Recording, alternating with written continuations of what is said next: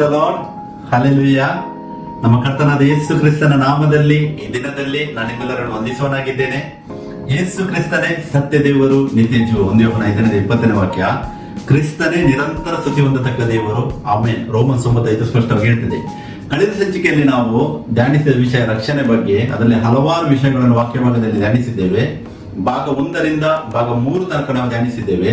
ಅದಕ್ಕೆ ಕಂಟಿನ್ಯೂಷನ್ ಆಗಿ ಇವತ್ತು ಭಾಗ 4ರಲ್ಲಿ ನಾವು ಅಂತಿಮ ರಕ್ಷಣೆ ಬಗ್ಗೆ ಧ್ಯಾನಿಸುವವರಾಗಿದ್ದೇವೆ. ಇದಾಗುವುದು ಕ್ರಿಸ್ತನ 2ನೇ ಬರೋಣದಲ್ಲಿ, ಅಂದ್ರೆ ಕ್ರಿಸ್ತನ ಮರಳುವಿಕೆಯಲ್ಲಿ ಇದು ಆಗುವುದು. ಫೈನಲ್ ಸಾಲ್ವೇಷನ್ ಅಂದ್ರೆ ಎಟ್ ಕ್ರೈಸ್ಟ್ ರಿಟರ್ನ್. ಇದು ಆಗುವುದು ಯಾವ ತರ ಅಂತೇಳಿ ನಾವು ಇವತ್ತು ವಾಕ್ಯ ಭಾಗದಿಂದ ಧ್ಯಾನಿಸುವ. ಅದಕ್ಕಿಂತ ಮುಂಚೆ ನಾನು ಪುನರಾವರ್ತಿಸಲು ಬಯಸ್ತೇನೆ. ಕಳೆದ ಸಂಚಿಕೆಯಲ್ಲಿ ನಾವು ಧ್ಯಾನಿಸಿದ ವಿಷಯ ರಕ್ಷಣೆಯ ಕಾಲಾನುಕ್ರಮದಲ್ಲಿ 3 ಹಂತಗಳಿವೆ. ಮೊದಲು ಪ್ರಸ್ತುತ ರಕ್ಷಣೆ, ಅದು ಕ್ರಿಸ್ತನಲ್ಲಿ ನಂಬಿಕೆ ಇಡುವಾಗ ಆಗುವುದಂತೇಳಿ ನಾವು ಭಾಗ 2ರಲ್ಲಿ ಧ್ಯಾನಿಸಿದ್ದೇವೆ. ಅದರಲ್ಲಿ ಕೂಡ 4 ಪಾಯಿಂಟ್ಸ್ ಗಳನ್ನು ನಾನು ವಿವರಿಸಿದ್ದೇನೆ. ಸತ್ಯವಾದ ಸುವಾರ್ತೆಯಲ್ಲಿ ಯಾವಾಗ ನಾವು ನೆಲೆಗೊಳ್ಳುತ್ತೇವೆ ಆವಾಗ ನಮಗೆ ನಮ್ಮ ನಂಬಿಕೆ ಮತ್ತು ಅರಿಕೆ ದೇವರ ವಾಕ್ಯಕ್ಕೆ ಅನುಗುಣವಾಗಿ ಬರ್ತದೆ. ಮತ್ತೆ ಯಾವಾಗ ಇದು ಆಗ್ತದೆ, ನಾವು ಯೇಸುವಿನ ಶಿಷ್ಯರಾಗ್ತೇವೆ. ನಾವು ಡಿನಾಮಿನೇಷನ್ ಶಿಷ್ಯತ್ವ ಅಲ್ಲ, ಯೇಸುವಿನ ಶಿಷ್ಯರಾಗಬೇಕಂತ ನಾವು ಧ್ಯಾನಿಸಿದ್ದೇವೆ. ಮತ್ತೆ 4ನೇದು, ಅದರಲ್ಲಿ ಯಾವಾಗ ಅದೆಲ್ಲ ಸರಿಯಾಗಿ ಇರ್ತದೆ ದೇವರ ವಾಕ್ಯದಲ್ಲಿ, ಅವಾಗ ಆಟೋಮೆಟಿಕ್ ಆಗಿ ನಾವು ಕರ್ತನಾದ ಯೇಸು ಕ್ರಿಸ್ತನ ಹೆಸರಿನಲ್ಲಿ ನೀರಿನ ಶಿಷ್ಯಸ್ಥಾನಕ್ಕೆ ನಮ್ಮನ್ನು ನಾವು ತಗ್ಗಿಸಿಕೊಂಡು ಪ್ರಸ್ತುತ ರಕ್ಷಣದ ಭಾಗವಾಗ್ತೇವೆ. ನಾವು ಯಾವಾಗ ನಮ್ಮ ಜೀವಿತದಲ್ಲಿ ಪ್ರಸ್ತುತ ರಕ್ಷಣೆ ಭಾಗ ಆಗ್ತದೆ, ಅದರಲ್ಲಿ ಕಂಟಿನ್ಯೂಷನ್ ಆಗಿ ನಾವು ಭಾಗ 3ರಲ್ಲಿ ಧ್ಯಾನಿಸಿದ ವಿಷಯ ನಿರಂತರ ತಾಳ್ಮೆ, ಅಂದ್ರೆ ನಂಬಿಕೆಯಲ್ಲಿ ನಡೆದಾಡುವ ಬಗ್ಗೆ ಕಳೆದ ಸಂಚಿಕೆಯಲ್ಲಿ ನಾವು ಧ್ಯಾನಿಸಿದ್ದೇವೆ. ಫೌಂಡೇಶನ್ ಅಂದ್ರೆ ಅಸ್ಥಿವಾರ ಯೇಸು ಕ್ರಿಸ್ತನ ಮೇಲೆ ಆಲ್ರೆಡಿ ಕಟ್ಟಿದ್ದಾದ್ರೆ ನಾವು ಅದೇ ಅಸ್ಥಿವಾರದ ಮೇಲೆ ಬೆಳೆಯುತ್ತಾ ಹೋಗ್ತೇವೆ. ಒಂದು ವೇಳೆ ಅಸ್ಥಿವಾರವೇ ಸರಿಯಾದ ಅಸ್ಥಿವಾರ ಹಾಕ್ಲಿಲ್ಲ, ಸುಳ್ಳಾದ ಬೇಸನ್ನು ಹಾಕಿದ್ರೆ ಅದು ಯುಗಾಂತರ ತನಕ, ಅಂದ್ರೆ ಎಟರ್ನಿಟಿ ತನಕ ತಲುಪುವುದಿಲ್ಲ ಎಂಬುದನ್ನು ನಾವು ಧ್ಯಾನಿಸಬೇಕು. ಅಸ್ಥಿವಾರ ಸರಿಯಾಗಬೇಕು. ನಾವು ಎಫೆಸರ್ 2:20-22 ಓದುವಾಗಲ್ಲಿ ಪೌಲನು ಹೇಳಿದ್ದಾನೆ, ಅಸ್ಥಿವಾರ ಏನಾಗಿದೆ ಅಪೊಸ್ತಲರ ಮುಖಾಂತರ ಮತ್ತೆ ಪ್ರಾಫಿಟ್ಸ್ ಗಳ ಬೇಸ್ ಅಲ್ಲಿ, ಪ್ರಾಫಿಟ್ಸ್ ಅಂದ್ರೆ ಓಲ್ಡ್ ಟೆಸ್ಟಮೆಂಟ್ ಪ್ರಾಫಿಟ್ಸ್, ಅವರ ಮುಖಾಂತರವಾಗಿ ದೇವರು ಹೇಳಿದ್ರು. ಸೊ ಮುಖ್ಯವಾದ ಮೂಲೆಗಳಲ್ಲಿ ಯಾರಲ್ಲಿ ಯೇಸು ಕ್ರಿಸ್ತನೇ ಅಂತ ಹೇಳಿದ್ದಾರೆ. ಸೊ ಅದಕ್ಕೆ ನಮ್ಮ ಅಸ್ಥಿವಾರ ಸರಿಯಾಗುವುದು ತುಂಬಾ ಅವಶ್ಯಕವಾಗಿದೆ. ಮತ್ತೆ ನಿರಂತರ ತಾಳ್ಮೆಯಲ್ಲಿ ನಡೆಯುವ ಬಗ್ಗೆ ನಾವು ತುಂಬಾ ವಿಷಯಗಳನ್ನು ಧ್ಯಾನಿಸಿದ್ದೇವೆ ಭಾಗ 3ರಲ್ಲಿ. ನಾನು ಅದರಲ್ಲೂ ಪಾಯಿಂಟ್ಸ್ ಎಕ್ಸ್ಪ್ಲೇನ್ ಮಾಡಲು ಬಯಸ್ತೇನೆ. ಇಲ್ಲಿ ನಾವು ಧ್ಯಾನಿಸಿದ ವಿಷಯ ನಿರಂತರ ತಾಳ್ಮೆಯಲ್ಲಿ ಮೊದಲಿಗೆ ಕ್ರಿಸ್ತನಲ್ಲಿ ನಮ್ಮ ಹೊಸ ಸ್ಥಿತಿಯ ಬಗ್ಗೆ ನಾವು ಧ್ಯಾನಿಸಿದ್ದೇವೆ. ಅಂದ್ರೆ ಯಾವ ತರ ನಾವು ಹೊಸಬರಾಗ್ತೇವೆ ದೇವರ ರಾಜ್ಯದಲ್ಲಿ ಅಂತೇಳಿ ನಾವು ಧ್ಯಾನಿಸಿದ್ದೇವೆ. ಮತ್ತೆ ಭವಿಷ್ಯದ ನಿರೀಕ್ಷೆ ನಮಗೆ ಸಿಗುವಂತದ್ದಾಗಿದೆ. ಯಾವಾಗ ನಮ್ಮ ಪ್ರಸ್ತುತ ರಕ್ಷಣೆಯನ್ನು ನಾವು ಹೊಂದಿದ್ದೇವೆ, ಅವಾಗ ನಮಗೆ ಭವಿಷ್ಯದ ನಿರೀಕ್ಷೆ ಬಗ್ಗೆ ನಾವು ಅರಿಯುತ್ತೇವೆ. ಮತ್ತೆ ಆ ಮಹಿಮೆಗಾಗಿ ನಾವು ಕಾಯ್ಕೊಳ್ಳುವುದು ಅಂತ ನಾವು ಧ್ಯಾನಿಸಿದ್ದೇವೆ. ಮತ್ತೆ ಅದರಲ್ಲಿ 3ನೇ ಪಾಯಿಂಟ್ ಧ್ಯಾನಿಸಿದ್ದು ನಾವು ಯೇಸು ಮತ್ತು ಅಪೊಸ್ತಲರ ಮಾದರಿಯನ್ನು ನಾವು ಧ್ಯಾನಿಸಿದ್ದೇವೆ. ಯೇಸು ಸ್ವತಃ ದೇವರಾಗಿದ್ದರೂ ಕೂಡ ಶೋಧನೆಗೆ ಒಳಪಟ್ಟಿದ್ದಾರೆ ಈ ಲೋಕದಲ್ಲಿ. ಅಪೊಸ್ತಲರು ಕೂಡ ಈ ದೇವರ ಸೇವೆಯನ್ನು ಮಾಡ್ತಿರುವಾಗ ತುಂಬಾ ವಿಧವಾದ ಶೋಧನೆಗೆ ಅವರಿಗೂ ಒಳಪಟ್ಟಿದ್ದಾರೆ. ಇದನ್ನು ನಾವು ಧ್ಯಾನಿಸಿದ್ದೇವೆ. ಮತ್ತೆ ಅಲ್ಲಿ ಧ್ಯಾನಿಸಿದ ಇನ್ನೊಂದು ಪಾಯಿಂಟ್, ದೇವರ ರಾಜ್ಯದಲ್ಲಿ ಈ ಲೋಕದಲ್ಲಿ ಒಬ್ಬ ವಿಶ್ವಾಸಿ ನಿಜವಾಗ್ಲಿ ಆತನ ಕ್ರಿಸ್ತನಿಂದ ನಡೆಯುವುದಾದರೆ ಆತನಿಗೆ 2 ವಿಧವಾದ ಯುದ್ಧ ಇದೆ. ಒಂದು ಆತ್ಮಿಕವಾದ ಯುದ್ಧ ಅಂತ ಹೇಳಿದ್ರೆ ದೇವರ ವಾಕ್ಯದಲ್ಲಿ ಸಿದ್ಧಾಂತಗಳ ಯುದ್ಧ ನಡೆಯುತ್ತದೆ, ಅದು ಸಭೆ ಒಳಗಡೆಯಿಂದಲೇ ಬರುವಂತದ್ದಾಗಿದೆ. ಮತ್ತೆ ದೈಹಿಕವಾಗಿ ಕೂಡ ಯುದ್ಧವನ್ನು ಫೇಸ್ ಮಾಡಬೇಕಾಗ್ತದೆ. ಅದೊಬ್ಬ ವಿಶ್ವಾಸಿ ನಿಂದನೆ, ತಿರಸ್ಕಾರ, ಜೈಲು ಶಿಕ್ಷೆ ಅಥವಾ ದೈಹಿಕ ಮರಣ ಇಂಥ ಮುಖಾಂತರವಾಗಿ ಕೂಡ ಆತನು ಯುದ್ಧವನ್ನು ಫೇಸ್ ಮಾಡಬಹುದು ಅಂತೇಳಿ ನಾವು ಧ್ಯಾನಿಸಿದ್ದೇವೆ. ಸೊ ಕಡೆ ಸಂಚಿಕೆಯಲ್ಲಿ ನಾವು ಧ್ಯಾನಿಸಿದ ವಿಷಯದಲ್ಲಿ ನಂಬಿಕೆಯಲ್ಲಿ ನಡೆಯುವುದು ಅಂದ್ರೆ ತಾಳ್ಮೆಯಿಂದ ಅಂತ್ಯದವರೆಗೂ ಅಂತೇಳಿ ದೇಹದಲ್ಲಿ ಜೀವಂತವಾಗಿ ಇರುವವರೆಗೂ ದೃಢವಾಗಿ ಕ್ರಿಸ್ತ ನಂಬಿಕೆಯಲ್ಲಿ ನಿಂತುಕೊಳ್ಳುವುದು ಅವಶ್ಯಕವಾಗಿದೆ ಎಂಬುದನ್ನು ನಾವು ಧ್ಯಾನಿಸಿದ್ದೇವೆ. ಇದು ಭಾಗ 3ರಲ್ಲಿ ಧ್ಯಾನಿಸಿದ ವಿಷಯ. ಇವತ್ತು ಭಾಗ 4ರಲ್ಲಿ ಅಂತಿಮ ರಕ್ಷಣೆ. ಇದು ಒಂದು ಮನುಷ್ಯ ಜೀವಿತದಲ್ಲಿ ಅತಿ ಪ್ರಾಮುಖ್ಯವಾದ ಒಂದು ಘಟನೆಯಾಗಿದೆ. ಈ ಅಂತಿಮ ರಕ್ಷಣೆ ಏನಿದೆ, ಇವತ್ತು ಎಷ್ಟೋ ಜನರು ಇದನ್ನು ತಪ್ಪಾಗಿ ತೆಗೆದುಕೊಂಡಿದ್ದಾರೆ. ಸೀಕ್ರೆಟ್ ರಾಪ್ಚರ್ ಮುಖಾಂತರವಾಗಿ ಅದನ್ನು ಸೈತಾನನು ಅವರನ್ನು ಮಂಕು ಮಾಡಿದ್ದಾನೆ. ಇದರ ಇಂಪಾರ್ಟೆನ್ಸ್ ವಾಕ್ಯ ಭಾಗದಲ್ಲಿ ನಮಗೆ ಅರಿಯಲಿಕ್ಕೆ ಆಗ್ತದೆ. ನಾವು ಇವತ್ತು ಧ್ಯಾನಿಸುವ ಅಂತಿಮ ರಕ್ಷಣೆ ಅದು ಕ್ರಿಸ್ತನ 2ನೇ ಬರೋಣದಲ್ಲಿ ಆಗುವಂತದ್ದಾಗಿದೆ. ಅಂದ್ರೆ ಫೈನಲ್ ಸಾಲ್ವೇಷನ್ ಬಗ್ಗೆ ನಾವು ಧ್ಯಾನಿಸುವ. ಇದರಲ್ಲಿ ನಾನು 5 ಪಾಯಿಂಟ್ಸ್ ಗಳನ್ನು ರೆಡಿ ಮಾಡಿದ್ದೇನೆ. ನಾನು ಒಂದು ಪಾಯಿಂಟ್ಸ್ ಹೋಗ್ತೇನೆ, ಮತ್ತೆ ನಾವು ವಾಕ್ಯ ಭಾಗದಲ್ಲಿ ಕೂಡ ಧ್ಯಾನಿಸುವ. ಮೊದಲನೇದು, ನಮಗೆ ನಾವು ಒಂದು ಕ್ವಶನ್ ಕೇಳುವುದಾದ್ರೆ ಇದು ಯಾವಾಗ ಸಂಭವಿಸುವುದು ಅಂತೇಳಿ ನಾವು ಕೇಳುವುದಾದ್ರೆ ಅದಕ್ಕೆ ಆನ್ಸರ್, ಇದು ಕರ್ತನಾದ ಯೇಸು ಕ್ರಿಸ್ತನ 2ನೇ ಬರೋಣದಲ್ಲಿ ಆಗುವಂತದ್ದಾಗಿದೆ. ಮತ್ತೆ 2ನೇ ಕ್ವಶನ್, ಹೇಗೆ ಇದು ಸಂಭವಿಸುವುದು ಅಂತೇಳಿ ನಮ್ಮನ್ನೇ ನಾವು ಕೇಳುವುದಾದರೆ ಒಂದೇ ಕ್ಷಣದಲ್ಲಿ ರೆಪ್ಪೆ ಬಡಿಯುವಷ್ಟರ ಒಳಗಾಗಿ ಅಂತೇಳಿ ವಾಕ್ಯವನ್ನು ನಮ್ಗೆ ಹೇಳ್ತದೆ. ವಾಕ್ಯವನ್ನು ಮುಂದೆ ನಾವು ಧ್ಯಾನಿಸುವ. ಮತ್ತೆ ಇದರಲ್ಲಿ 3ನೇ ಪಾಯಿಂಟ್, ಇದು ಎಲ್ಲಿ ಸಂಭವಿಸುವುದು ಅಂತೇಳಿ ನಾವು ಧ್ಯಾನಿಸುವುದಾದರೆ ವಾಕ್ಯ ಹೇಳ್ತದೆ ಈ ಲೋಕದಲ್ಲಿ ಬಾಹ್ಯಾಕಾಶದಲ್ಲಿ, ಅಂದ್ರೆ ಇಂಗ್ಲಿಷ್ ಅಲ್ಲಿ ಕ್ಲೌಡ್ಸ್ ಅಲ್ಲಿ ಅಂತೇಳಿ ಮೆನ್ಷನ್ ಆಗಿದೆ. ಬಾಹ್ಯಾಕಾಶದಲ್ಲಿ ಅಂತೇಳಿ ವಾಕ್ಯ ತೋರಿಸ್ತದೆ ನಮಗೆ. ಮತ್ತೆ 4ನೇ ಪಾಯಿಂಟ್, ಯಾವ ಸ್ಥಿತಿಯಲ್ಲಿ ನಾವು ಇರುವೆವು ಅಥವಾ ಮಾರ್ಪಡುವೆವು ಎಂದು ನಾವು ವಾಕ್ಯವನ್ನು ಧ್ಯಾನಿಸುವುದಾದರೆ ಕ್ರಿಸ್ತನು ಇರುವ ಪ್ರಕಾರವೇ ನಾವು ಕೂಡ ಮಾರ್ಪಡ್ತೇವೆ ಅಂತೇಳಿ ನಮಗೆ ಬೈಬಲ್ ತೋರಿಸುವಂತದ್ದಾಗಿದೆ. ಅದಕ್ಕೂ ನಾವು ವಾಕ್ಯ ಧ್ಯಾನಿಸುವ. ಮತ್ತೆ 5ನೇ ಪಾಯಿಂಟ್, ಯಾರೆಲ್ಲ ರಕ್ಷಣೆ ಹೊಂದುವರು ಅಂತೇಳಿ ನಾವು ಕ್ವಶನ್ ಮಾರ್ಕ್ ಹಾಕುವುದಾದರೆ ಇಲ್ಲಿ 3 ವರ್ಗದ ಜನರು ಒಂದೇ ಸಮಯದಲ್ಲಿ ರಕ್ಷಣೆ ಹೊಂದುವ ಬಗ್ಗೆ ವಾಕ್ಯವು ನಮಗೆ ತೋರಿಸುವಂತದ್ದಾಗಿದೆ. ಸೊ ಈ 5 ಪಾಯಿಂಟ್ಸ್ ಗಳನ್ನು ನಾವು ಇವತ್ತು ವಾಕ್ಯ ಭಾಗದಲ್ಲಿ ಧ್ಯಾನಿಸುವ. ಮೊದಲನೇದಲ್ಲಿ ನೋಡಿ, ಇದು ಯಾವಾಗ ಸಂಭವಿಸುವುದಂತೇಳಿ ನಾವು ಧ್ಯಾನಿಸುವುದಾದರೆ ಯೇಸು ಕ್ರಿಸ್ತನ 2ನೇ ಬರೋಣದಲ್ಲಿ ಇದು ಆಗುವಂತದ್ದಾಗಿದೆ. ನಾವು ಧ್ಯಾನಿಸಬೇಕು, ಯೇಸು ಕ್ರಿಸ್ತನ ಇನ್ನು ಒಂದೇ ಬರೋಣ ಇರುವುದು. ಸೀಕ್ರೆಟ್ ರಾಪ್ಚರ್ ಅಥವಾ ರಹಸ್ಯ ಬರೋಣ ಯಾರೆಲ್ಲ ಬೋಧನೆ ಮಾಡ್ತಾರೆ ಅದೊಂದು ಸುಳ್ಳು ಬೋಧನೆ ಅಥವಾ ಅದೊಂದು ತಪ್ಪಾದ ಸಿದ್ಧಾಂತವಾಗಿದೆ. ಅದನ್ನು ನಾವು ಅರಿಯುವ ವಾಕ್ಯದಲ್ಲಿ ತುಂಬಾ ಅವಶ್ಯಕವಾಗಿದೆ. ಸೊ ಅಪೊಸ್ತಲ ಕೃತ್ಯ 17:31 ವಾಕ್ಯದಲ್ಲಿ ಈ ತರ ಹೇಳ್ತದೆ ನೋಡಿ, ಯಾಕೆಂದರೆ ಆತನು ನಿಷ್ಕರ್ಷೆ ಮಾಡಿದ ಪುರುಷನ ಕೈಯಿಂದ ನೀತಿಗನುಸಾರವಾಗಿ ಭೂಲೋಕದ ನ್ಯಾಯ ವಿಚಾರಣೆ ಮಾಡುವುದಕ್ಕೆ ಒಂದು ದಿವಸವನ್ನು ಗೊತ್ತು ಮಾಡಿದ್ದಾನೆ. ಅವನನ್ನು ಸತ್ತವರೊಳಗಿಂದ ಎಬ್ಬಿಸಿದ್ದರಲ್ಲಿ ಇದನ್ನು ನಂಬುವುದಕ್ಕೆ ಎಲ್ಲರಿಗೂ ಆಧಾರ ಕೊಟ್ಟಿದ್ದಾನೆ ಅಂದನು. ಇಲ್ಲಿ ನಾವು ಈ ವಾಕ್ಯದಲ್ಲಿ ಧ್ಯಾನಿಸಬಹುದು, ಒಂದು ದಿವಸವನ್ನು ಗೊತ್ತು ಮಾಡಿದ್ದಾನೆ ಅಂತೇಳಿ ವಾಕ್ಯ ಹೇಳ್ತದೆ. ಆ ದಿವಸ ಯಾವುದಂತೆ ನಾವು ಧ್ಯಾನಿಸುವ ಮುಂದೆ 2 ಥೆಸಲೋನಿಕ 2ನೇ ಅಧ್ಯಾಯ 3 ಮತ್ತು 4ನೇ ವಾಕ್ಯದಲ್ಲಿ ವಾಕ್ಯ ಈ ತರ ಹೇಳ್ತದೆ ನೋಡಿ, ಆ ದಿವಸ ನಾವು ಅಪೊಸ್ತಲಗಳು ಏನು ಧ್ಯಾನಿಸಿದೇವಲ್ಲ, ಆ ದಿವಸ ಬರುವುದಕ್ಕಿಂತ ಮುಂಚೆ ಇಲ್ಲಿ ವಾಕ್ಯ ಹೇಳ್ತದೆ 2 ಥೆಸಲೋನಿಕದಲ್ಲಿ, ಮೊದಲು ಮತಭ್ರಷ್ಟತೆಯು ಉಂಟಾಗಿ ಅಧರ್ಮ ಸ್ವರೂಪನು ಬಯಲಿಗೆ ಬಂದ ಹೊರತು ಆ ದಿನವೂ ಬರುವುದಿಲ್ಲ. ಹಾಗಿದ್ರೆ ಮೊದಲು ಮತಭ್ರಷ್ಟತೆ ಉಂಟಾಗ್ಬೇಕಂತೇಳಿ ವಾಕ್ಯ ಹೇಳ್ತದೆ. ಮತ್ತೆ ಅಧರ್ಮ ಸ್ವರೂಪನು ಬಯಲಿಗೆ ಬರಬೇಕು. ಸೀಕ್ರೆಟ್ ರಾಪ್ಚರ್ ಹೇಳ್ತಾರೆ, ಸೀಕ್ರೆಟ್ಲಿ ತೆಗೆದ ಮೇಲೆ ಮತ್ತೆ ಆತನು ಬರುವುದಂತೇಳಿ. ಮತ್ತೆ ಇಲ್ಲಿ ವಾಕ್ಯ ಹೇಳ್ತದೆ ಆ ದಿನವು ಬರುವುದಿಲ್ಲ ಅಂತ ಹೇಳ್ತದೆ. ಮೊದಲು ಆತನು ಮತಭ್ರಷ್ಟತೆ ಉಂಟಾಗಬೇಕು, ಮತ್ತೆ ಅಧರ್ಮ ಸ್ವರೂಪ ಕೂಡ ಬಯಲಿಗೆ ಬಂದ ಹೊರತು ಆ ದಿನವು ಬರುವುದಿಲ್ಲ ಅಂತೇಳಿ ವಾಕ್ಯ ಹೇಳ್ತದೆ. ಮತ್ತೆ 4ನೇ ವಾಕ್ಯದಲ್ಲಿ ನೋಡಿ, ನಾನು ಫುಲ್ ವಾಕ್ಯ ಹೋಗುವುದಿಲ್ಲ, ಅಲ್ಲಿ ವಾಕ್ಯ ಹೇಳ್ತದೆ, ತಾನು ದೇವರೆಂದು ಹೇಳಿಕೊಂಡು ದೇವರ ಗರ್ಭಗುಡಿಯಲ್ಲಿ ಕೂತುಕೊಳ್ಳುತ್ತಾನೆ. ಇಲ್ಲಿ ಈ 2 ಥೆಸಲೋನಿಕ 2, 3 ಮತ್ತು 4ನೇ ವಾಕ್ಯದಲ್ಲಿ ನಾವು ಒಂದು ವೇಳೆ ಧ್ಯಾನಿಸುವುದಾದರೆ ಇವಾಗ ಮತಭ್ರಷ್ಟತೆ ಉಂಟಾಗಿದೆ ಅಂತೇಳಿ ನಮಗೆ ಕೇಳುವುದಾದರೆ, ಹೌದು, ಮತಭ್ರಷ್ಟತೆ ಉಂಟಾಗಿದೆ.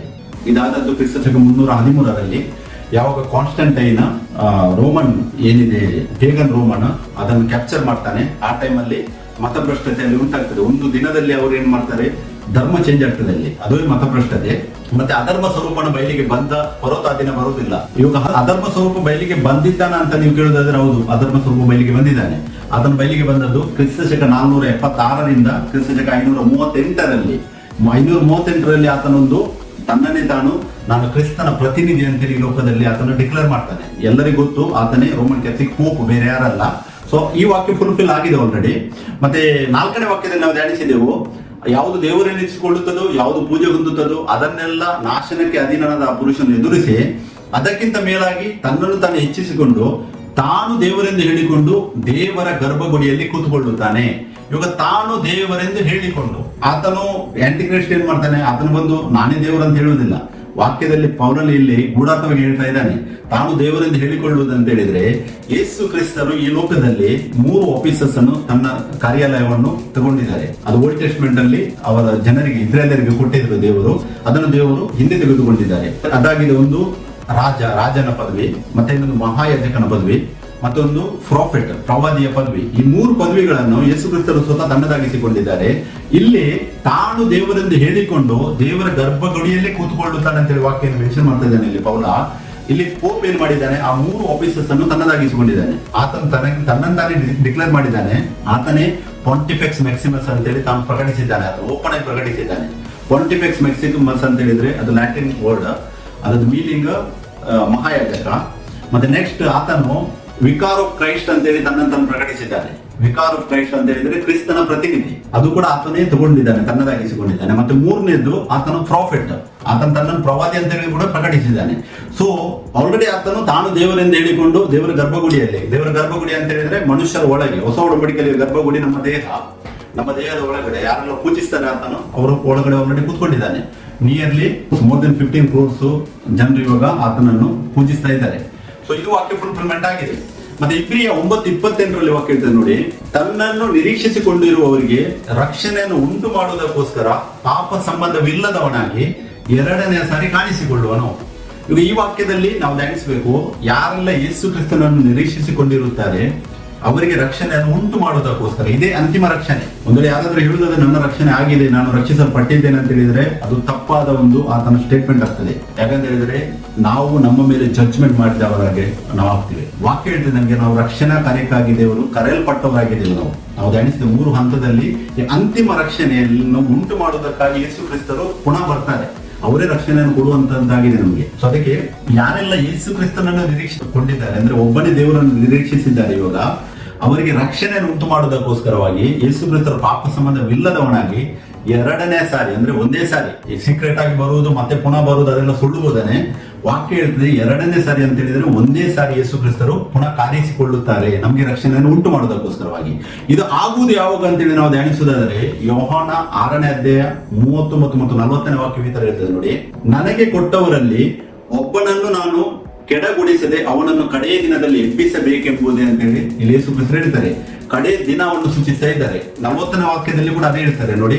ನಿತ್ಯ ಜೀವವು ಸಿಕ್ಕಬೇಕು ಎಂಬುದೇ ನನ್ನ ತಂದೆಯ ಚಿತ್ತವಾಗಿದೆ, ನಾನು ಕಡೆಯ ದಿನದಲ್ಲಿ ಅವನನ್ನು ಎಬ್ಬಿಸುವನು ಅಂತ ಹೇಳಿ ಇಲ್ಲಿ ವಾಕ್ಯ ಹೇಳ್ತದೆ. ಇಲ್ಲಿ 2 ವಾಕ್ಯದಲ್ಲಿ ಕಡೆಯ ದಿನ ಅಂತ ಹೇಳಿದ್ರೆ ಈ ವರ್ತಮಾನ, ಅಂದ್ರೆ ಇವಾಗ ಪ್ರೆಸೆಂಟ್ ಈ ಲೋಕ ಏನಿದೆ ಇದರ ರೂಲಿಂಗ್, ಅಂದ್ರೆ ಅಧಿಕಾರ, ಎಲ್ಲರ ಅಧಿಕಾರದ ಉಣೆಯಲ್ಲಿ ಇದು ಆಗುವುದಂತೆ ವಾಕ್ಯ ನಮಗೆ ತೋರಿಸುವಂತದ್ದಾಗಿದೆ. ಮತ್ತೆ ಯೋಹಾನ 6:44 ಮತ್ತು 54ರಲ್ಲಿ ಕೂಡ ಅದೇ ವಾಕ್ಯ ಉಂಟು. ನಾನು ಫುಲ್ ಓದುವುದಿಲ್ಲ ನೋಡಿ. ಅಲ್ಲಿ ವಾಕ್ಯ ಹೇಳ್ತದೆ, ನಾನು ಅವನನ್ನು ಕಡೆಯ ದಿನದಲ್ಲಿ ಎಬ್ಬಿಸುವನು. ಇಲ್ಲಿ ಕೂಡ ದೇವರು ಹೇಳಿದ್ದಾರೆ ಕಡೆಯ ದಿನ. ಮತ್ತೆ 54ರಲ್ಲಿ ಕೂಡ ನೋಡಿ, ನನ್ನ ಮಾಂಸವನ್ನು ತಿಂದು ನನ್ನ ರಕ್ತವನ್ನು ಕುಡಿಯುವವನು ನಿತ್ಯ ಜೀವವನ್ನು ಹೊಂದಿದ್ದಾನೆ ಮತ್ತು ನಾನು ಅವನನ್ನು ಕಡೆಯ ದಿನದಲ್ಲಿ ಎಬ್ಬಿಸುವೆನು. ನನ್ನ ಮಾಂಸವನ್ನು ತಿಂದು ನನ್ನ ರಕ್ತವನ್ನು ಕುಡಿಯುವವನು ಅಂದ್ರೆ ಸಭೆ ಬಗ್ಗೆ ಮಾತಾಡ್ತಾ ಇದ್ದಾರೆ. ಯಾಕಂದ್ರೆ ಇವಾಗ ಯೇಸು ಕ್ರಿಸ್ತನ ಸೇವಿಸುವುದು ಯಾರು? ಸಭೆ. ಸೊ ಸಭೆ ಬಗ್ಗೆ ಮಾತಾಡುವಾಗ ದೇವರು ಹೇಳ್ತಾರೆ ಇಲ್ಲಿ, ಯಾರೆಲ್ಲ ಯೇಸು ಕ್ರಿಸ್ತನನ್ನು ಸ್ವೀಕರಿಸಿ ತಿಂತಾ ಇದ್ದಾರೆ ಅವರು ನಿತ್ಯ ಜೀವವನ್ನು ಹೊಂದಿದ್ದಾರೆ. ಮತ್ತೆ ಅವರನ್ನು ಯೇಸು ಕ್ರಿಸ್ತರು ಕಡೆಯ ದಿನದಲ್ಲಿ ಎಬ್ಬಿಸುವರು. ಕಡೆಯ ದಿನ ಅಂದ್ರೆ ಈಗ ಸಮಾಪ್ತಿಯಲ್ಲಿ. ಮತ್ತೆ 28:20ರಲ್ಲಿ ಉತ್ತರ ಉಂಟು ನೋಡಿ. ವಾಕ್ಯದಲ್ಲಿ ಯೇಸು ಕ್ರಿಸ್ತರು ಹೇಳಿದ ವಾಕ್ಯ, ನಾನು ನಿಮಗೆ ಆಜ್ಞಾಪಿಸಿದ್ದನ್ನೆಲ್ಲ ಕಾಪಾಡಿಕೊಳ್ಳುವುದಕ್ಕೆ ಅವರಿಗೆ ಉಪದೇಶ ಮಾಡಿರಿ, ನೋಡಿರಿ ನಾನು ಯುಗದ ಸಮಾಪ್ತಿಯವರೆಗೂ ಎಲ್ಲಾ ದಿವಸ ನಿಮ್ಮ ಸಂಗಡ ಇರುತ್ತೇನೆ ಎಂದು ಹೇಳಿದನು. ಇಲ್ಲಿ ನಾನು ಯುಗದ ಸಮಾಪ್ತಿಯವರೆಗೆ ಅಂದ್ರೆ ಈ ಪ್ರೆಸೆಂಟ್ ಯುಗ ಏನಿದೆ ಇವಾಗ ವರ್ತಮಾನ ಯುಗ, ಈ ಯುಗದ ಸಮಾಪ್ತಿಯವರೆಗೆ ಎಲ್ಲಾ ದಿವಸ ಯೇಸು ಕ್ರಿಸ್ತ ನಮ್ಮ ಜೊತೆ ಇದ್ದಾರೆ ಅಂತ ಹೇಳಿದ್ರೆ ಸಭೆ ಈ ಲೋಕದಲ್ಲಿ ಇರುವುದು ಅಂತೇಳಿ ಅರ್ಥ. ಸೊ ಅದೇ ನಾವು ಯೋಹಾನ 6:39, 40, 44, 54 ವಾಕ್ಯಕ್ಕೆ ಕಂಪೇರ್ ಮಾಡಿ ನಮ್ಗೆ ಗೊತ್ತಾಗ್ತದೆ.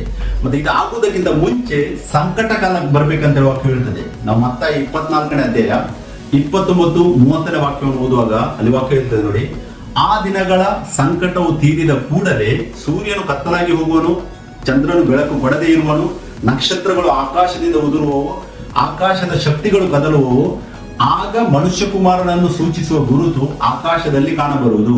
ಈ ವಾಕ್ಯದಲ್ಲಿ ನಾವು ಧ್ಯಾನಿಸಬೇಕಾದ ವಿಷಯ ಇಲ್ಲಿ ವಾಕ್ಯ ಮಾತಾಡ್ತೀವಿ. 29ನೇ ವಾಕ್ಯ, ಆ ದಿನಗಳ ಸಂಕಟವು ತೀರಿದ ಕೂಡಲೇ.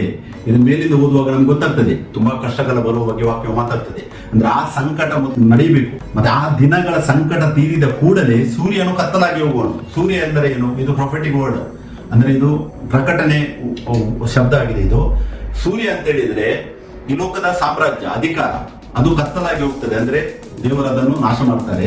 ಮತ್ತೆ ಚಂದ್ರನು ಬೆಳಕು ಕೊಡದೆ ಇರುವನು. ಚಂದ್ರ ಅಂತೇಳಿ ಯಾವುದಕ್ಕೆ ಕಂಪೇರ್ ಆಗಿದೆ? ಈ ರಿಲಿಜಿಯಸ್ ಆಕ್ಟಿವಿಟೀಸ್ ಏನಿದೆ, ಬೇರೆ ಬೇರೆ ಜಾತಿ ಧರ್ಮ ಎಲ್ಲ ಏನು ಆಚರಣೆ ಮಾಡ್ತಾರೆ, ಎರೆಮೆ 10:11 ನಮ್ಗೆ ಓದಬಹುದು. ದೇವರು ಹೇಳ್ತಾರೆ ಅಲ್ಲಿ, ಈ ಲೋಕವನ್ನು ಸೃಷ್ಟಿಸದೇ ಇರುವ ದೇವತೆಗಳು ಏನಿದ್ದಾರೆ ಅವರೆಲ್ಲರನ್ನು ದೇವರು ಮೊದಲು ನಾಶ ಮಾಡ್ತಾರೆ. ಸೊ ಅದೇ ಚಂದ್ರನು ಬೆಳಕು ಕೊಡದೇ ಇರುವನಂತೇಳಿ ಅದು ನಾಶವಾಗ್ತಾರೆ. ಮತ್ತೆ ನಕ್ಷತ್ರಗಳು ಆಕಾಶದಿಂದ ಉದುವುದು ಅಂತ ಹೇಳಿದ್ರೆ ಯಾರೆಲ್ಲ ಅದನ್ನು ಹಿಂಬಾಲಿಸ್ತಾ ಇದ್ದಾರೆ ಅವರ ಎಲ್ಲ ನಾಶನ ಬಗ್ಗೆ ಇಲ್ಲಿ ಸೂಚಿಸುವಂತದ್ದಾಗಿದೆ. ಸೊ ಅದಕ್ಕೆ ಆ ದಿನಗಳ ಸಂಕಟ ಮೊದಲು ತೀರ್ಬೇಕು ಅಂತ ಹೇಳುವ ಕೇಳ್ತದೆ. ಅದು ತೀರಿದ ಕೂಡಲೇ ಮತ್ತೆ ಆಗುವುದು 30ನೇ ವಾಕ್ಯದಲ್ಲಿ ನೋಡಿ, ಆಗ ಮನುಷ್ಯ ಕುಮಾರನನ್ನು ಸೂಚಿಸುವ ಗುರುತು ಆಕಾಶದಲ್ಲಿ ಕಾಣಬರುವುದು. ಸೊ ಸಂಕಟಗಳ ಕಾಲದಲ್ಲಿ ಸಭೆಯು ನಡೆಯಬೇಕಂತ ಹೇಳಿದ್ರೆ ಅರ್ಥ. ಬಟ್ ಇವಾಗ ಸೀಕ್ರೆಟ್ ರಪ್ಚರ್ ಬೋಧನೆ ಏನು? ಅವ್ರು ಹೇಳ್ತಾರೆ ಇಲ್ಲ, ಸಭೆ ಮೊದಲು ಎತ್ತಲ್ಪಡುವುದು ಮತ್ತೆ ಸಂಕಟ ಕಾಲ ಬರುವುದು ಅಂತೇಳಿ. ಅಂದ್ರೆ ಅಸತ್ಯವಾದ ಸ್ವಾರ್ಥ ಅಲ್ಲ, ಅದು ಸುಳ್ಳಿನ. ಯಾಕಂದ್ರೆ ಅದರ ಫೌಂಡೇಶನ್ ಸುಳ್ಳಾಗಿದೆ. ಸೊ ಫೌಂಡೇಶನ್ ಸುಳ್ಳಾದ್ಮೇಲೆ ಮುಂದೆ ಸತ್ಯ ಆಗ್ಲಿಕ್ಕೆ ಸಾಧ್ಯ ಇಲ್ಲ. ದೇವರ ವಾಕ್ಯದಲ್ಲಿ ನೆಲೆಗೊಳ್ಳುವುದು ತುಂಬಾ ಅವಶ್ಯಕವಾಗಿದೆ. ಮತ್ತೆ 24:36ರಲ್ಲಿ ಕೂಡ ನೋಡಿ ಯೇಸು ಹೇಳಿದ ಮಾತು, ಆ ದಿನದ ವಿಷಯ, ಆ ಗಳಿಗೆಯ ವಿಷಯ ನನ್ನ ತಂದೆಯೊಬ್ಬನಿಗೆ ತಿಳಿಯುವುದೇ ಹೊರತು ಮತ್ತಾರಿಗೂ ತಿಳಿಯದು. ಅಂದ್ರೆ ಆ ದಿನ ಯೇಸು ಕ್ರಿಸ್ತನು ಬರುವ ದಿನ ಏನಿದೆ ಅದು ಯಾರಿಗೂ ಗೊತ್ತಿಲ್ಲ ಅಂತೇಳಿ ಯೇಸು ಕ್ರಿಸ್ತ ಸ್ವತಃ ಹೇಳಿದ್ದಾರೆ. ಓನ್ಲಿ ದೇವರಿಗೆ ಮಾತ್ರ ಗೊತ್ತು ಅದು ಯಾವ ದಿನ ಅಂತೇಳಿ ಇದರ ಅರ್ಥ. ಮತ್ತೆ 24:42-44 ತನಕ ನಾವು ಓದುವಾಗ, ಹೀಗಿರಲಾಗಿ ನಿಮ್ಮ ಕರ್ತನು ಬರುವ ದಿನವು ನಿಮಗೆ ಗೊತ್ತಿಲ್ಲವಾದ್ದರಿಂದ ಎಚ್ಚರವಾಗಿರಿ. ಇಲ್ಲಿ ದೇವ್ರು ನಮ್ಗೆ ಹೇಳ್ತಾ ಇದ್ದಾರೆ ನಾವು ಎಚ್ಚರವಾಗಿರ್ಬೇಕು. ಯಾಕಂದ್ರೆ ಆ ದಿನ ನಮ್ಗೆ ಗೊತ್ತಿಲ್ಲ. ನಾವು ಮತ್ತೆ 24:36 ಕೂಡ ಓದಿದ್ದೆವು, ಸೇಮ್ 42 ಕೂಡ ನಮ್ಗೆ ಸಿಗ್ತದೆ ವಾಕ್ಯ. ಆ ಕರ್ತನ ದಿನವು ನಮಗೆ ಬರುವುದು ಗೊತ್ತಿಲ್ಲ, ಅದಕ್ಕಾಗಿ ನಾವು ಎಚ್ಚರದಿಂದ ಇರಬೇಕು. ಮತ್ತೆ 44ನೇ ವಾಕ್ಯದಲ್ಲಿ ನೋಡಿ, ಅಲ್ಲಿ ಹೇಳ್ತಾರೆ, ಆದ ಕಾರಣ ನೀವು ಸಹ ಸಿದ್ಧವಾಗಿರಿ, ನೀವು ನೆನೆಸದ ಗಳಿಗೆಯಲ್ಲಿ ಮನುಷ್ಯ ಕುಮಾರನು ಬರುತ್ತಾನೆ. ಅಂದ್ರೆ ನನಗೆ ಯಾರಿಗೂ ಗೊತ್ತಿಲ್ಲದ ಟೈಮ್ ಅಲ್ಲಿ ಯೇಸು ಕ್ರಿಸ್ತರು ಬರ್ತಾರೆ ಅಂತ ಹೇಳಿ ವಾಕ್ಯ ಹೇಳ್ತದೆ. ಮತ್ತೆ 2 ಪೇತ್ರ 3:10 ಕೂಡ ದೇವರು ಹೇಳಿದ್ದಾರೆ, ಅಲ್ಲಿ ಪೇತ್ರನ ಮುಖಾಂತರವಾಗಿ ಅಲ್ಲಿ ವಾಕ್ಯ ಹೇಳ್ತದೆ ನೋಡಿ, ಆದರೂ ಕರ್ತನ ದಿನವು ಕಳ್ಳನು ಬರುವಂತೆ ಬರುತ್ತದೆ. ಆ ದಿನ ಕಳ್ಳನು ಬರುವಂತೆ ಬರುತ್ತದೆ. ಇದನ್ನೇ ತಗೊಂಡು ಎಲ್ಲರೂ ಸೀಕ್ರೆಟ್ ರಪ್ಚರ್ಗೆ ತಗೊಂಡಿದ್ದಾರೆ. ಬಟ್ ದೇವರು ಏನ್ ಹೇಳ್ತಾರೆ ಇಲ್ಲಿ, ಇದನ್ನ ನಾವು ಮರ್ಮವನ್ನು ನಾವು ಅರಿಯುವ ಅವಶ್ಯಕವಾಗಿದೆ. ಆ ದಿನ ಯಾರಿಗೂ ಗೊತ್ತಿಲ್ಲ ಅಂತ ಹೇಳ್ತಾರೆ. ಕಳ್ಳನಿಗೆ ಯಾಕೆ ಕಂಪೇರ್ ಮಾಡಿದ್ದಾರೆ? ಯಾಕಂದ್ರೆ ಅದು ಲೋಕದ ಜನರ ಬಗ್ಗೆ ಮಾತಾಡುವಂತದ್ದಾಗಿದೆ. ಆ ದಿನ ಪಕ್ಕನೆ ಲೋಕದ ಜನರ ಮೇಲೆ ಬರುವುದು ಅವರಿಗೆ ಗೊತ್ತಾಗುವುದಿಲ್ಲ. ಇವಾಗ ಕಳ್ಳ ಒಂದು ಮನೆಯನ್ನು ಕದಿಯುವುದಕ್ಕೆ ಒಳಗೆ ಹೋಗುವ ತನಕ ಆ ಮನೆಯ ಯಜಮಾನನಿಗೆ ಗೊತ್ತಿರುವುದಿಲ್ಲ, ಅಥವಾ ಮನೆಯಲ್ಲಿದ್ದ ಸದಸ್ಯರಿಗೆ ಆ ಕಳ್ಳ ಯಾವಾಗ ಬರ್ತಾನೆ ಅಂತೇಳಿ ಯಾರಿಗೂ ಗೊತ್ತಿಲ್ಲ.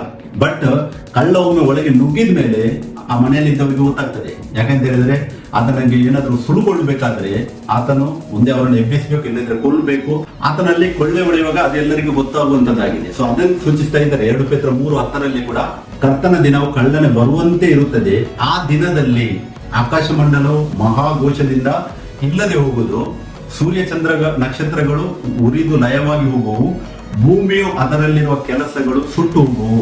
ನೋಡಿ, ಕರ್ತನ ಬರೋಣ ಒಂದೇ ಇರೋದು, ಬಟ್ ಅದಕ್ಕಿಂತ ಮುಂಚೆ ಏನೆಲ್ಲ ಆಗ್ಬೇಕಂತೇಳಿ ಇಲ್ಲಿ ಕೂಡ ಪೇತ್ರನು ಕೂಡ ವಿವರಿಸಿದ್ದಾನೆ. ಈ ವಾಕ್ಯ ಓದಿದ್ರೆ ನಮ್ಗೆ ಹೆದರಿಕೆ ಆಗ್ತದೆ, ಯಾಕಂದ್ರೆ ಅಷ್ಟೊಂದು ಘೋರವಾಗಿ ಇದನ್ನು ಉಲ್ಲೇಖಿಸಿದ್ದಾರೆ. ಆ ಸೂರ್ಯ ಚಂದ್ರ ನಕ್ಷತ್ರ ನಾವು ಧ್ಯಾನಿಸಿದೆವು, ಈ ಲೋಕದ ಎಲ್ಲಾ ಅಧಿಕಾರಗಳು ಕದಲುವಂತದ್ದಾಗಿದೆ. ಮತ್ತೆ ಆಕಾಶ ಮಂಡಲವು ಲಯವಾಗಿ ಹೋಗುದಂತ ಹೇಳಿದ್ರೆ ಎಲ್ಲಾ ಅಧಿಕಾರ ಬೀಳುವ ಬಗ್ಗೆ ಸೂಚಿಸ್ತಾ ಇದೆ. ಮತ್ತೆ ಭೂಮಿ ಅದರಲ್ಲಿರುವ ಕೆಲಸಗಳು ಸುಟ್ಟು ಹೋಗುವು, ಅಂದ್ರೆ ಏನೆಲ್ಲ ದೇವರು ಕಟ್ಲಿಲ್ಲೋ ಅದೆಲ್ಲ ಸುಟ್ಟು ಹೋಗುವುದು, ಅಲ್ಲಿ ತನಕ ಸಭೆ ಲೋಕದಲ್ಲಿ ಇರುವುದಂತ ಅರ್ಥ. ಮತ್ತೆ ಈ ವಾಕ್ಯಗಳಲ್ಲಿ ನಾವು ಇಷ್ಟೊಂದು ವಾಕ್ಯವನ್ನು ಧ್ಯಾನಿಸಿದ ಒಮ್ಮೆ ಸಮ್ಮರಿ ನಾವು ನೋಡುವ. ಅಪೊಸ್ತಲ ಕೃತ್ಯಗಳಲ್ಲಿ 17:31 ನಾವು ಧ್ಯಾನಿಸಿದೆವು. ದೇವರು ಒಂದು ದಿವಸವನ್ನು ಅಲ್ಲಿ ಗೊತ್ತು ಮಾಡಿದ್ದಾರೆ ನ್ಯಾಯ ವಿಚಾರಣೆಗಾಗಿ. ಯೇಸು ಕ್ರಿಸ್ತನ 2ನೇ ಬರೋಣ ಮತ್ತು ನ್ಯಾಯ ವಿಚಾರಣೆ ಅದು ಒಂದೇ ದಿನದಲ್ಲಿ ಆಗುವಂತದ್ದಾಗಿದೆ. ಒಂದು ದಿನವನ್ನು ಗೊತ್ತು ಮಾಡಿದ್ದಾರೆ. ಮತ್ತೆ 24:36 ನಾವು ಧ್ಯಾನಿಸಿದೆವು. ಆ ದಿನ ಮತ್ತೆ ಗಳಿಗೆ ಯಾರಿಗೂ ಗೊತ್ತಿಲ್ಲ. ವಾಕ್ಯ ಹೇಳ್ತದೆ, ಯಾರು ಒಂದು ವೇಳೆ ಹೇಳುವುದಾದರೆ ನನಗೆ ಗೊತ್ತುಂಟು ಅದೇ ದಿನ ಬರ್ತಾನೆ ಅಂತ ಹೇಳಿದ್ರೆ ಅದು ತಪ್ಪು. ಯಾಕಂದ್ರೆ ದೇವರ ವಾಕ್ಯ ಹೇಳ್ತದೆ ಯಾರಿಗೂ ಗೊತ್ತಿಲ್ಲ. ಮತ್ತೆ 24:42 ಕೂಡ ನಾವು ನೋಡಿದೆವು, ಆ ದಿನ ಗೊತ್ತಿಲ್ಲದರಿಂದ ನಾವು ಎಚ್ಚರದಿಂದ ಇರಬೇಕಂತ ವಾಕ್ಯ ಹೇಳ್ತದೆ.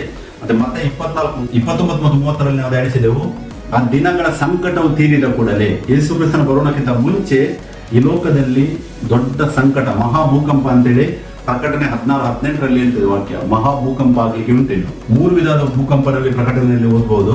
2 ಆಲ್ರೆಡಿ ಆಗಿದೆ, ಕ್ರಿಸ್ತಶಕ 313 ಮತ್ತೆ 18ನೇ ಶತಮಾನದಲ್ಲಿ, ಅಂದ್ರೆ ಕ್ರಿಸ್ತಶಕ 1789 1800 ತನಕ ಅಲ್ಲಿ 2ನೇ ಭೂಕಂಪ ಕೂಡ ಆಗಿದೆ. ಇವಾಗ 3ನೇ ಭೂಕಂಪ ಅಂದ್ರೆ ಅತಿ ದೊಡ್ಡ ಕಷ್ಟಕಾಲ ಮುಂದೆ ಬರುವಂತದ್ದಾಗಿದೆ ಅಂತ ವಾಕ್ಯ ಹೇಳ್ತಿದೆ. ಮತ್ತೆ 2 ಪೇತ್ರ 3:10 ಕೂಡ ನಾವು ಧ್ಯಾನಿಸಿದೆವು. ಆದರೂ ಕರ್ತನ ದಿನವು ಕಳ್ಳನೆ ಬರುವಂತೆ ಬರುತ್ತದೆ ಅಂತೇಳಿ ವಾಕ್ಯದಿಂದ ಧ್ಯಾನಿಸಿದೆವು. ಸೊ ಇದು ಯಾವಾಗ ಸಂಭವಿಸ್ತದೆ? ಫಸ್ಟ್ ಪಾಯಿಂಟ್ಗೆ ನಾವು ಪಾಯಿಂಟ್ಸ್ ಧ್ಯಾನಿಸಿದ್ದು. ಮೊದಲನೇದಾಗಿ ನೋಡಿ, ದೇವರು ಒಂದು ದಿನವನ್ನು ಗೊತ್ತು ಮಾಡಿದ್ದಾರೆ. ಅಪೊಸ್ತಲ 17:31 ಮೊದಲು ಮತಭ್ರಷ್ಟತೆ ಉಂಟಾಗಿ ಅಧರ್ಮ ಸ್ವರೂಪನ ಬಯಲಿಗೆ ಬರಬೇಕು. ಅದು ಆಲ್ರೆಡಿ ಆತನು ಬಂದಿದ್ದಾನೆ ಬಯಲಿಗೆ. 2 ತೆಸಲೋನಿಕೆ 2:3-4 ನಾವು ನೋಡಿದೆವು. ಮತ್ತೆ ಕರ್ತನು 2ನೇ ಸಾರಿ ಕಾಣಿಸಿಕೊಳ್ಳುವಾಗ ಅಂತಿಮ ರಕ್ಷಣೆ ಆಗುವುದು. 2ನೇ ಸಾರಿ ಅಂತ ಹೇಳಿದ್ರೆ ಒಂದೇ ಬರೋಣ ಇರುವುದು. ಇಬ್ರಾನಿಯು 9:20 ನಾವು ಧ್ಯಾನಿಸಿದೆವು. ಕರ್ತನ ಒಂದೇ ಬರೋಣ ಇರುವುದು. ಈ ವಾಕ್ಯದ ಪ್ರಕಾರ 2 ಸಾರಿ ಅಲ್ಲ ಎಂಬುದನ್ನು ನಾವು ವಾಕ್ಯದಲ್ಲಿ ನೆಲೆಗೊಳ್ಳಬೇಕು. ಮತ್ತೆ ಇದಾಗುವುದು ಕಡೆಯ ದಿನದಲ್ಲಿ, ಅಂದ್ರೆ ಯುಗ ಸಮಾಪ್ತಿಯಲ್ಲಿ ಆಗುವುದಂತೇಳಿ ನಾವು ಯೋಹಾನದಲ್ಲಿ 6:31, 6:40, 6:44, 6:54 ಧ್ಯಾನಿಸಿದೆವು. ಮತ್ತೆ ಮತ್ತಾಯ 28:20 ಕೂಡ ನಾವು ಧ್ಯಾನಿಸಿದೆವು. ಯುಗ ಸಮಾಪ್ತಿ ತನಕ ಸಭೆಯ ಲೋಕದಲ್ಲಿ ಇರುವುದು. ಮತ್ತೆ 5ನೇ ಪಾಯಿಂಟ್ ಅಲ್ಲಿ ಧ್ಯಾನಿಸಿದ್ದು ನಾವು, ಆ ದಿನಗಳ ಸಂಕಟವು ತೀರಿದ ಕೂಡಲೇ, ಅಂದ್ರೆ ಕಷ್ಟಕಾಲ ಮೊದಲು ಬರಬೇಕಾಗುವುದು. ಮತ್ತೆ 24-29, 2 ಪೇತ್ರ 3:10 ನಾವು ಧ್ಯಾನಿಸಿದೆವು. ಮತ್ತೆ 6ನೇ ಪಾಯಿಂಟ್ ನಾವು ಧ್ಯಾನಿಸಿದಲ್ಲಿ, ಆ ದಿನದ ವಿಷಯ, ಆ ಗಳಿಗೆಯ ವಿಷಯ ಯಾರಿಗೂ ಗೊತ್ತಿಲ್ಲ. ಅಂದ್ರೆ ಅದು ತಂದೆಗೆ ಬಿಟ್ರೆ ಯಾರಿಗೂ ಕೂಡ ಗೊತ್ತಿಲ್ಲ ಅಂತೇಳಿ ಯೇಸು ಕ್ರಿಸ್ತ ಸ್ವತಃ ಹೇಳಿದ್ದಾರೆ. ಆ ದಿನ ಯೇಸು ಕ್ರಿಸ್ತರಿಗೆ ಗೊತ್ತು ಯಾವಾಗ ಅವ್ರು ಬರ್ತಾರೆ ಅಂತೇಳಿ. ಬಟ್ ನಾವು ಕಾದುಕೊಂಡಿರ್ಬೇಕಂತೇಳಿ ವಾಕ್ಯವನ್ನು ಧ್ಯಾನಿಸಿದೆವು. ಮತ್ತಾಯ 24:30 ಧ್ಯಾನಿಸಿದ ವಿಷಯ, ಅದೊಂದು ತುಂಬಾ ಪ್ರೀಶಿಯಸ್, ಅಂದ್ರೆ ತುಂಬಾ ಇಂಪಾರ್ಟೆಂಟ್ ದಿನವಾಗಿದೆ. ಯೇಸು ಕ್ರಿಸ್ತನ 2ನೇ ಬರೋಣ ಏನಿದೆ, ಅದೊಂದು ತುಂಬಾ ಇಂಪಾರ್ಟೆಂಟ್ ದಿನವಾಗಿದೆ ದೇವರ ಲೆಕ್ಕದಲ್ಲಿ. ಅದನ್ನೇ ಇವಾಗ ಏನ್ ಮಾಡಿದ್ದಾರೆ ಈ ಸುಳ್ಳು ಬೋಧಕರು, ಸೀಕ್ರೆಟ್ ಲೆಕ್ಚರ್ ಆಗುದಂತೇಳಿ, ಮೊದಲು ಸಭೆ ಎತ್ತಲ್ಪಡುವುದು, ಮತ್ತೆ ಕಷ್ಟಕಾಲ, ಸಂಕಷ್ಟಕಾಲ, ದೇವರು ಈ ಲೋಕದ ಮೇಲೆ ಅನ್ಯಾಯ ಮಾಡುವುದಂತೇಳಿ ಸುಳ್ಳಾಗಿ ಬೋಧಿಸುವವರಾಗಿದ್ದಾರೆ. ಅದಕ್ಕೋಸ್ಕರ ವಾಕ್ಯದಲ್ಲಿ ನೆಲೆಗೊಳ್ಳಿರಿ ಅಂತೇಳಿ ನಿಮ್ಗೆ ಇಲ್ಲಿ ವಾಕ್ಯದಲ್ಲಿ ನಾನು ತೋರಿಸ್ತಾ ಇದ್ದೇನೆ. ಅದು 7ನೇ ಪಾಯಿಂಟ್, ಲೋಕದ ಜನರಿಗೆ ಆ ದಿನವು ಕಳ್ಳನು ಬರುವ ತರ ಇರುವುದು, ಆದರೆ ಕ್ರಿಸ್ತನಲ್ಲಿ ಇರುವವರಿಗೆ ಅಲ್ಲ ಎಂಬುದನ್ನು ಧ್ಯಾನಿಸಬೇಕು. ಯಾಕಂದ್ರೆ ಯಾರೆಲ್ಲ ನಿರೀಕ್ಷೆಯಲ್ಲಿ ಇದ್ದಾರೆ, ನಾವು Hebrews 9:28 ಓದಿದೀವಲ್ಲ, ಯಾರೆಲ್ಲ ನಿರೀಕ್ಷೆಯಲ್ಲಿ ಇದ್ದಾರೆ ಅವರಿಗೆ ಯಾವಾಗ ಬಂದ್ರು ಕೂಡ ಯೇಸು ಓಕೆ, ಯಾಕಂದ್ರೆ ಅವರು ನಿರೀಕ್ಷೆಯಲ್ಲಿ ಇರ್ತಾರೆ. ಬಟ್ 2 ಥೆಸಲೋನಿಕ 1:11 ಅಲ್ಲಿ ಪೌಲನು ಹೇಳ್ತಾನೆ, ಆ ದಿನವನ್ನು ನಾವು ಎದುರು ನೋಡುತ್ತಾ ನಿಮಗೋಸ್ಕರ ಯಾವಾಗಲೂ ಪ್ರಾರ್ಥನೆ ಮಾಡ್ತೇವೆ ಅಂತೇಳಿ. ಆ ದಿನವನ್ನು ನಾವು ಎದುರು ನೋಡುತ್ತಾ ಅಂದ್ರೆ ಕ್ರಿಸ್ತನಲ್ಲಿ ಇದ್ದವರು ಆ ದಿನವನ್ನು ಎದುರು ನೋಡ್ತಾ ಇರ್ತಾರೆ. ಸೊ ಅವರಿಗೆ ಕಳ್ಳನೆ ಬರುವಂತೆ ಅಲ್ಲ, ಯಾವಾಗ ಬಂದರೂ ಕೂಡ ನಡೆಯುತ್ತದೆ. ಬಟ್ ಲೋಕದ ಜನರಿಗೆ ಕಳ್ಳನು ಬರುವಂತೆ ಬರುವುದಂತೇಳಿ ಅದರ ಅರ್ಥ, ಅದನ್ನು ತಪ್ಪಾಗಿ ತುಂಬಾ ಜನರು ಅರ್ಥೈಸಿದ್ದಾರೆ. ಅದು ಕಳ್ಳನೆ ಬರುವುದಂತ ಹೇಳಿದ್ರೆ ಅದು ಲೋಕದ ಜನರಿಗೆ, ನಿಜವಾದ ಕ್ರಿಸ್ತನ ವಿಶ್ವಾಸಿಗಳಿಗೆ ಅಲ್ಲ.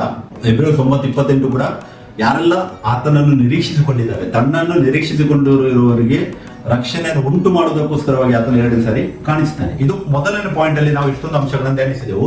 2ನೇ ಪಾಯಿಂಟ್, ಇದು ಹೇಗೆ ಸಂಭವಿಸುವುದು ಅಂತೇಳಿ ನಾವು ಕ್ವಶನ್ ಮಾರ್ಕ್ ಆಗೋದಂದ್ರೆ, ಇದಾಗುವುದು ಒಂದು ಕ್ಷಣದಲ್ಲಿ, ರೆಪ್ಪೆ ಬಡಿಯುವಷ್ಟರೊಳಗೆ ಅಂತೇಳಿ ವಾಕ್ಯ ಹೇಳ್ತದೆ. ಮತ್ತೆ 24-27ನೇ ವಾಕ್ಯದಲ್ಲಿ ನಾವು ಓದುವಾಗ ವಾಕ್ಯ ಈ ತರ ಇರ್ತದೆ ನೋಡಿ, ಹೇಗೆ ಮಿಂಚು ಮೂಡಣದಲ್ಲಿ ಹುಟ್ಟಿ ಪಡುವಣದವರೆಗೂ ಕಾಣಿಸ್ತದೋ ಹಾಗೆ ಮನುಷ್ಯ ಕುಮಾರನ ಪ್ರತ್ಯಕ್ಷತೆ ಇರುವುದು. ಅಂದ್ರೆ ಯೇಸು ಕ್ರಿಸ್ತನ ಪ್ರತ್ಯಕ್ಷತೆ ಮಿಂಚು ಮೂಡುವುದಕ್ಕೆ ಕಂಪೇರ್ ಆಗಿದೆ. ನಾವು ಆಕಾಶದಲ್ಲಿ ನೋಡಿದ್ದೆವು ಮಿಂಚು ಯಾವ ತರ ಒಂದು ಕ್ಷಣ ಮಾತ್ರದಲ್ಲಿ ಟಪ್ ಅಂತೇಳಿ ಮಿಂಚು ಮೂಡುವ ಬಗ್ಗೆ ನಮಗೆ ನೋಡ್ಲಿಕ್ಕೆ ಸಿಗ್ತದೆ. ಅದೇ ತರ ಯೇಸು ಕ್ರಿಸ್ತನ ಬರೋಣ ಇರುವುದಂತೇಳಿ ವಾಕ್ಯ ಹೇಳ್ತದೆ. ಮಿಂಚು ಮೂಡಣದಲ್ಲಿ ಹುಟ್ಟಿ ಪಡುವಣದವರೆಗೆ ಯಾವ ತರ ಕಾಣಿಸ್ತದೋ ಹಾಗೆಯೇ ಮನುಷ್ಯ ಕುಮಾರನ ಪ್ರತ್ಯಕ್ಷತೆ ಇರುವುದಂತೇಳಿ ವಾಕ್ಯ ಹೇಳ್ತದೆ. ಮತ್ತೆ 1 ಥೆಸಲೋನಿಕದಲ್ಲಿ 4ನೇ ಅಧ್ಯಾಯದಲ್ಲಿ 15-17 ಅಲ್ಲಿ ಪೌಲನು ಕೂಡ ವಿವರಿಸಿದ್ದಾನೆ. ಅಲ್ಲಿ ವಾಕ್ಯ ಹೇಳ್ತದೆ ನೋಡಿ, ಕರ್ತನು ತಾನೇ ಆಜ್ಞಾಘೋಷದೊಡನೆಯೂ ಪ್ರಧಾನ ದೂತನ ಶಬ್ದದೊಡನೆಯೂ ದೇವರ ತುತ್ತೂರಿ ಧ್ವನಿಯೊಡನೆಯೂ ಆಕಾಶದಿಂದ ಇಳಿದು ಬರುವನು.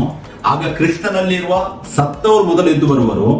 ಆಮೇಲೆ ಜೀವದಿಂದ ಇಳಿದಿರುವ ನಾವು ಅಂತರಿಕ್ಷದಲ್ಲಿ ಕರ್ತನನ್ನು ಎದುರುಗೊಳ್ಳುವುದಕ್ಕಾಗಿ ಅವರ ಸಂಗಡಲೇ ಮೇಘ ವಾಹನರಾಗಿ ಪಕ್ಕನೆ ಒಯ್ಯಲ್ಪಡುವೆವು. ಹೀಗಾಗಿ ನಾವು ಸದಾಕಾಲ ಕರ್ತನ ಜೊತೆಯಲ್ಲಿರುವೆವು. ಈ ವಾಕ್ಯದಲ್ಲಿ 3 ಅಂಶಗಳನ್ನು ಪೌಲನು ತೋರಿಸ್ತಾನೆ ನೋಡಿ.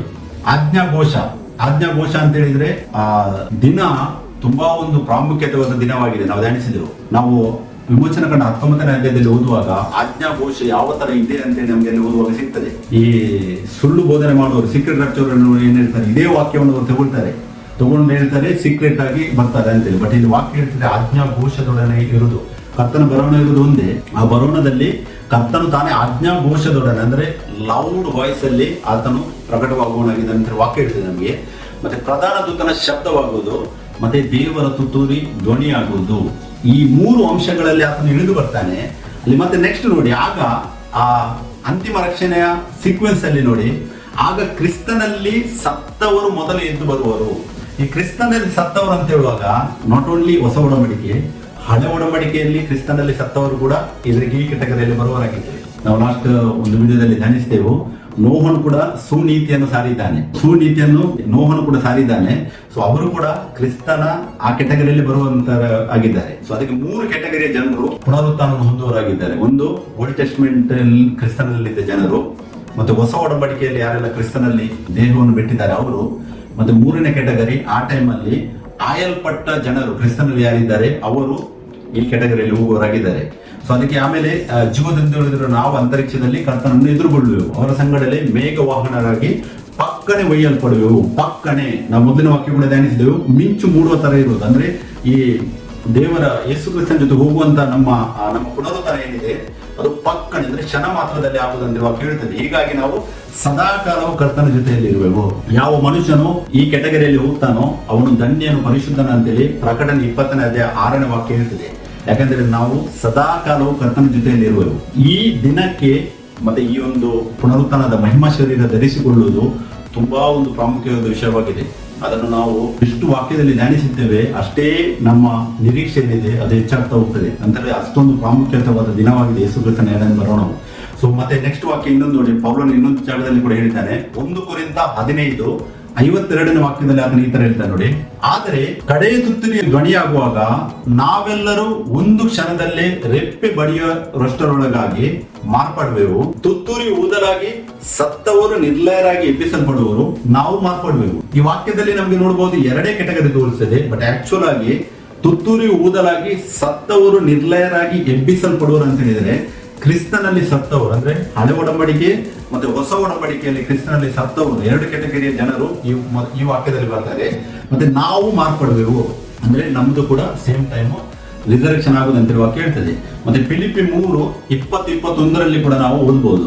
ಈ ಕರ್ತನಾದ ಯೇಸು ಕ್ರಿಸ್ತನು ಅಲ್ಲಿಂದಲೇ ರಕ್ಷಕನಾಗಿ ಬರುವುದನ್ನು ಎದುರು ನೋಡುತ್ತಾ ಇದ್ದೇವೆ.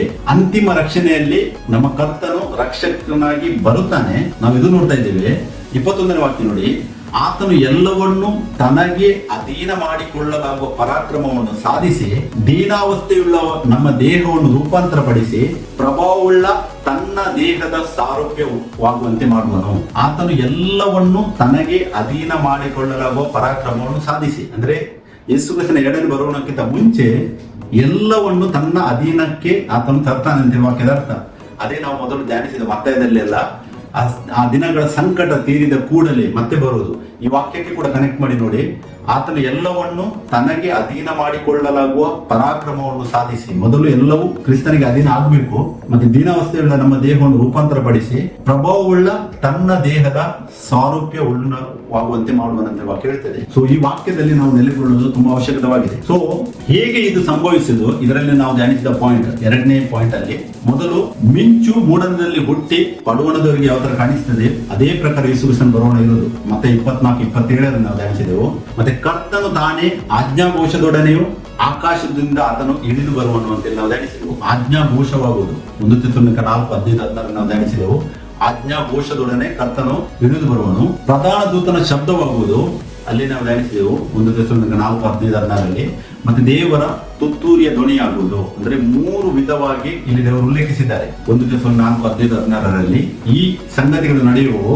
ಮತ್ತೆ 4ನೇ ಪಾಯಿಂಟ್ ಇದನ್ನು ಧ್ಯಾನಿಸಿದ್ದು ಕ್ರಿಸ್ತನಲ್ಲಿರುವ ಸತ್ತವರು ಮೊದಲು ಎದ್ದು ಬರುವರು. ಕ್ರಿಸ್ತನಲ್ಲಿರುವವರು ಅಂತ ಹೇಳುವಾಗ 2 ಕೆಟಗರಿ ಜನರಿದ್ದಾರೆ ಇದರಲ್ಲಿ. ಒಂದು ಓಲ್ಡ್ ಟೆಸ್ಟ್ಮೆಂಟ್ ಕ್ರಿಸ್ತನಲ್ಲಿ ಸತ್ತವರು ಅಂದ್ರೆ ದೇವರಲ್ಲಿದ್ದು ಸತ್ತವರು, ಮತ್ತೆ ಹೊಸ ಒಡಂಬಡಿಕೆಯಲ್ಲಿ ಕ್ರಿಸ್ತನಲ್ಲಿ ಆಲ್ರೆಡಿ ದೇಹವನ್ನು ತ್ಯಜಿಸಿದವರ ಬಗ್ಗೆ ಮಾತಾಡ್ತದೆ. 1 ಥೆಸಲೋನಿಕ 4:15-16 ಮತ್ತೆ 1 ಕೊರಿಂಥ 15:52 ನಾವು ಧ್ಯಾನಿಸಿದೆವು. ಮತ್ತೆ ಅಲ್ಲಿ 5ನೇ ಪಾಯಿಂಟ್ ಕೊನೆಗೆ ಏನಾಗಿದೆ, ಯಾರೆಲ್ಲ ದೇಹದಲ್ಲಿ ಜೀವಂತವಾಗಿ ಇರ್ತಾರೆ ಈ ಲೋಕದಲ್ಲಿ ಆಯಲ್ಪಟ್ಟ ಕ್ರಿಸ್ತನಲ್ಲಿರುವ ಜನರು ಅವರು ಕೂಡ ಮಾರ್ಪಡುವರು ಅಂತೇಳಿ ವಾಕ್ಯ ಹೇಳ್ತಿದೆ. 1 ಥೆಸಲೋನಿಕ 4:15-16 ಮತ್ತು 1 ಕೊರಿಂಥ 15:52 ನಾವು ಧ್ಯಾನಿಸಿದೆವು. ಸೊ ಹೇಗೆ ಇದು ಸಂಭವಿಸುವುದು ಇದರ ಬಗ್ಗೆ ಕೂಡ ನಾವು ಧ್ಯಾನಿಸಿದೆವು. ನೆಕ್ಸ್ಟ್ ಪಾಯಿಂಟ್ ಇದರಲ್ಲಿ ಎಲ್ಲಿ ಇದು ಸಂಭವಿಸುವುದು, ನಮ್ಗೆ ಇದಕ್ಕೆ ಒಂದು ವಾಕ್ಯ ಸಿಗ್ತದೆ 1 ಥೆಸಲೋನಿಕ 4:17 ನಾವು ಧ್ಯಾನಿಸಬಹುದು. ಎಲ್ಲಿ ಇದು ಸಂಭವಿಸುವುದು ಅಂತ ಹೇಳಿದ್ರೆ ವಾಕ್ಯ ಈ ತರ ಹೇಳ್ತಾರೆ ನೋಡಿ, ಆಮೇಲೆ ಜೀವದಿಂದುಳಿದಿರುವ ನಾವು ಅಂತರಿಕ್ಷದಲ್ಲಿ ಕರ್ತನನ್ನು ಎದುರುಗೊಳ್ಳುವುದಕ್ಕಾಗಿ ಅವರ ಸಂಗಡಲೇ ಮೇಘ ವಾಹನರಾಗಿ ಪಕ್ಕನೆ ಒಯ್ಯಲ್ಪಡುವೆವು.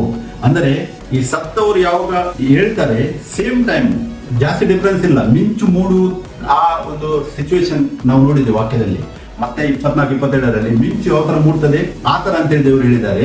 ಅಲ್ಲಿ ನೋಡಿ ಅವರ ಸಂಗಡಲ್ಲಿ ಕರ್ತನನ್ನು ಎದುರುಗೊಳ್ಳುವುದಕ್ಕಾಗಿ ಅವರ ಸಂಗಡ, ಅವರಂದರೆ ಯಾರು, ಆಲ್ರೆಡಿ ದೇಹವನ್ನು ತ್ಯಜಿಸಿದವರು, ಅವರ ಸಂಗಡಲೇ ಮೇಘ ವಾಹನರಾಗಿ ಪಕ್ಕನೆ ಕ್ಷಣ ಮಾತ್ರದಲ್ಲಿ ನಾವು ಒಯ್ಯಲ್ಪಡುವೆವು.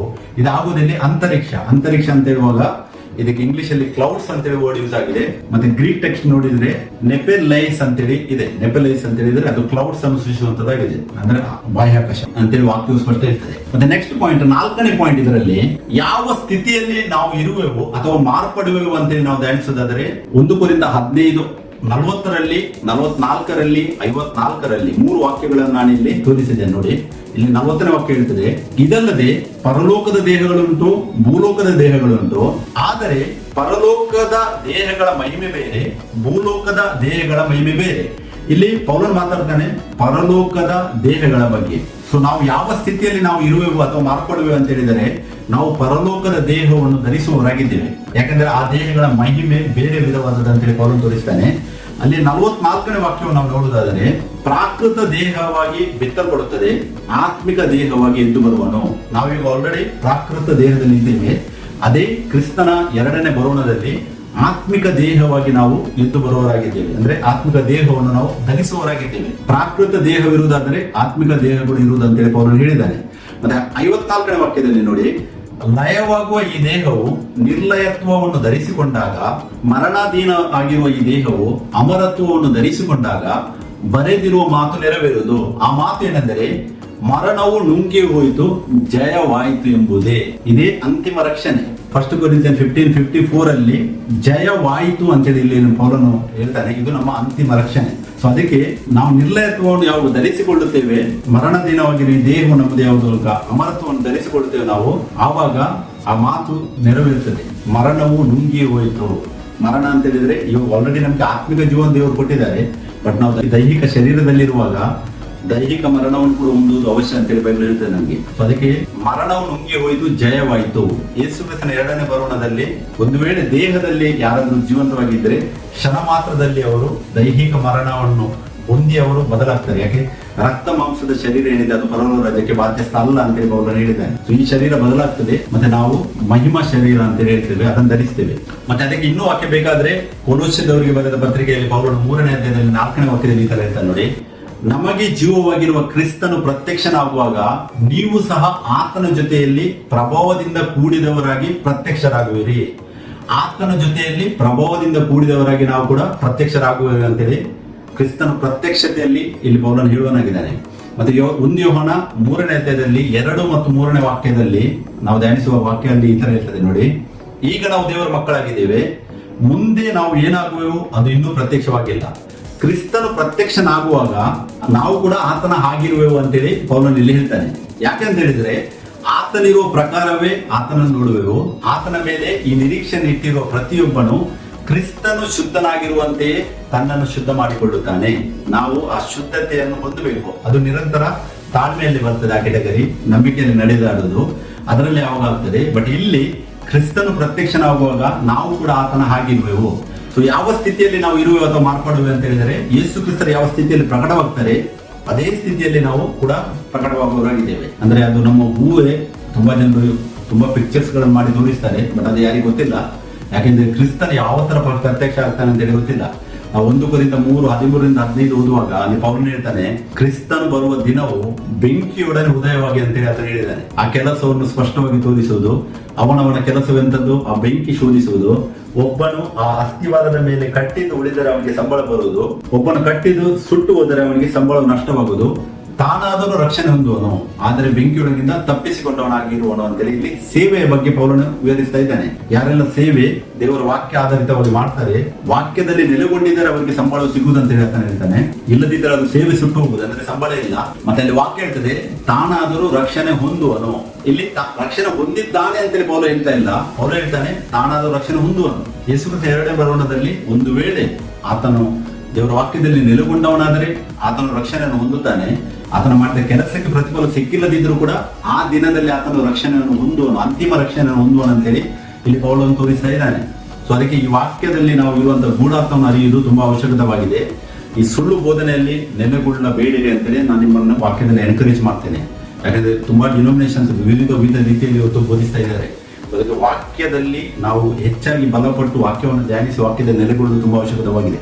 ಮತ್ತೆ ಪ್ರಕಟಣೆ 7:9-10 ವಾಕ್ಯದಲ್ಲಿ ಓದುವ ಕೂಡ ಅಲ್ಲಿ ವಾಕ್ಯ ನಾನು ಫುಲ್ ಓದುವುದಿಲ್ಲ. ಅಲ್ಲಿ ನೋಡಿ, ಅಲ್ಲಿ ಇವುಗಳಾದ ಮೇಲೆ ಇಗೋ ಯಾರಿಂದಲೂ ಎಣಿಸಲಾಗದಂತ ಮಹಾಸಮೂಹ ಅಂತ ಹೇಳಿದ್ರೆ ಈ ಆಯಲ್ಪಟ್ಟ ಜನರ ಗುಂಪು ಇಲ್ಲಿ ದೇವರು ತೋರಿಸ್ತಾ ಇದ್ದಾರೆ. ಪರಲೋಕ ರಾಜ್ಯದಲ್ಲಿ ಸಿಂಹಾಸನದ ಮುಂದೆಯೂ ಯಜ್ಞದ ಕುರಿಯಾದತನ ಮುಂದೆಯೂ ನಿಂತಿರುವುದನ್ನು ಕಂಡೇನು. ಅವರು ಸಕಲ ಜನಾಂಗ ಕುಲ ಪ್ರಜೆಗಳವರು, ಸಕಲ ಭಾಷೆಗಳನ್ನು ಆಡುವವರಾಗಿದ್ದರು. ಅವರು ಬಿಳಿ ನಿಲುವಂಗಿಗಳನ್ನು ತೊಟ್ಟುಕೊಂಡು, ಬಿಳಿ ನಿಲುವಂಗಿ ಅಂತ ಹೇಳಿದ್ರೆ ಇದು ನೀತಿವಂತಿಕೆ, ನೀತಿ ರೈಚಸ್ನೆಸ್ ಅಂತ ಹೇಳ್ತೇವೆ. ಬಿಳಿ ನಿಲುವಂಗಿಗಳನ್ನು ತೊಟ್ಟುಕೊಂಡು ತಮ್ಮ ಕೈಗಳಲ್ಲಿ ಖರ್ಜೂರದ ಗರಿಗಳನ್ನು ಹಿಡಿದುಕೊಂಡಿದ್ದರು. ಅವರು ಸಿಂಹಾಸನಸೀನನಾಗಿರುವ ನಮ್ಮ ದೇವರಿಗೂ ಯಜ್ಞದ ಕುರಿಯಾದಾತನಿಗೂ ನಮಗೆ ರಕ್ಷಣೆ ಉಂಟಾದದ್ದಕ್ಕಾಗಿ ಸ್ತೋತ್ರ ಎಂದು ಮಹಾಶಬ್ದದಿಂದ ಕೂಗಾಡಿದರು. ಇಲ್ಲಿ ಅವರು ಹೇಳ್ತಾರೆ ನೋಡಿ, ನಮಗೆ ರಕ್ಷಣೆ ಉಂಟಾದದ್ದಕ್ಕೆ ಸ್ತೋತ್ರ. ಇದು ಆಗುವುದು ಸೆಕೆಂಡ್ ಕಮಿಂಗ್ ಅಲ್ಲಿ, ಯೇಸು ಕ್ರಿಸ್ತನ 2ನೇ ಬರೋಣದಲ್ಲಿ. ವಾಕ್ಯ ಧ್ಯಾನಿಸಿ, ನಮಗೆ ರಕ್ಷಣೆ ಉಂಟಾದದ್ದಕ್ಕಾಗಿ ಸ್ತೋತ್ರ. ಅಲ್ಲಿ ಈ ರಕ್ಷಣೆಯನ್ನು ಹೊಂದುವರಾಗಿದ್ದೇವೆ. ಸೊ 4ನೇ ಪಾಯಿಂಟ್ ನಾವು ಧ್ಯಾನಿಸಿದೆವು, ಯಾವ ಸ್ಥಿತಿಯಲ್ಲಿ ಇರುವೆವು ಅಥವಾ ಮಾರ್ಪಡುವೆ ಅಂತ ಹೇಳಿದ್ರೆ ನಾವು ಮಹಿಮಾ ಶರೀರವನ್ನು ಧರಿಸುವರಾಗಿದ್ದೇವೆ. ಬಟ್ ಕ್ರಿಸ್ತನು ಯಾವ ರೀತಿ ಪ್ರಕಟ ಆಗ್ತಾನೆ ಅದೇ ರೀತಿಯಲ್ಲಿ ಕೂಡ ನಾವು ಆತನ ಜೊತೆ ಒಂದಾಗುವರಾಗಿದ್ದೇವೆ ಅಂತ ವಾಕ್ಯ ಹೇಳ್ತದೆ. ಮತ್ತೆ 5ನೇ ಪಾಯಿಂಟ್ ಇದರಲ್ಲಿ ಯಾರೆಲ್ಲ ರಕ್ಷಣೆ ಹೊಂದುವರು. ನಾವು 3 ವರ್ಗದ ಜನರನ್ನು ಒಂದೇ ಸಮಯದಲ್ಲಿ ರಕ್ಷಣೆ ಹೊಂದುವ ಬಗ್ಗೆ ಧ್ಯಾನಿಸಬಹುದು. ಅದರಲ್ಲಿ ಮೊದಲು ಹಳೆ ಒಡಂಬಡಿಕೆಯಲ್ಲಿದ್ದ ದೇವ ಜನರು ಮತ್ತು ಹಳೆ ಒಡಂಬಡಿಕೆಯಿಂದ ಮೊದಲಿದ್ದ ದೇವ ಜನರು, ಅಂದ್ರೆ ಮೋಶೆಗೆ ದೇವರು ಹಳೆ ಒಡಂಬಡಿಕೆ ಕೊಡುವುದಕ್ಕಿಂತ ಮುಂಚೆ ಕೂಡ ಯಾರು ದೇವರಲ್ಲಿ ಸತ್ತಿದ್ದಾರೆ ಅವರು ಕೂಡ ಈ ಕೆಟಗರಿಯಲ್ಲಿ ಬರುವವರಾಗಿದ್ದಾರೆ. ಯಾರೆಲ್ಲ ರಕ್ಷಣೆ ಹೊಂದುವರು ಅಂತೇಳಿ ಕೇಳುವುದಾದ್ರೆ ಹಳೆ ಒಡಂಬಡಿಕೆಯಲ್ಲಿದ್ದ ದೇವಜನರು ಮತ್ತು ಹಳೆ ಒಡಂಬಡಿಕೆಯಿಂದ ಮೊದಲಿದ್ದ ದೇವಜನರು ಕೂಡ ಈ ಕೆಟಗರಿಯಲ್ಲಿ ಬರ್ತಾರೆ. ಮತ್ತೆ ಎರಡನೇದಾಗಿ ಹೊಸ ಒಡಂಬಡಿಕೆಯಲ್ಲಿ ಕ್ರಿಸ್ತನಲ್ಲಿ ಇದ್ದುಕೊಂಡು ದೇಹವನ್ನು ತ್ಯಜಿಸಿದ ದೇವಜನರು ಅಥವಾ ದೇಹದಲ್ಲಿ ಮರಣ ಹೊಂದಿದ ದೇವಜನರು ಈ ಕೆಟಗರಿಯಲ್ಲಿ ಬರ್ತಾರೆ.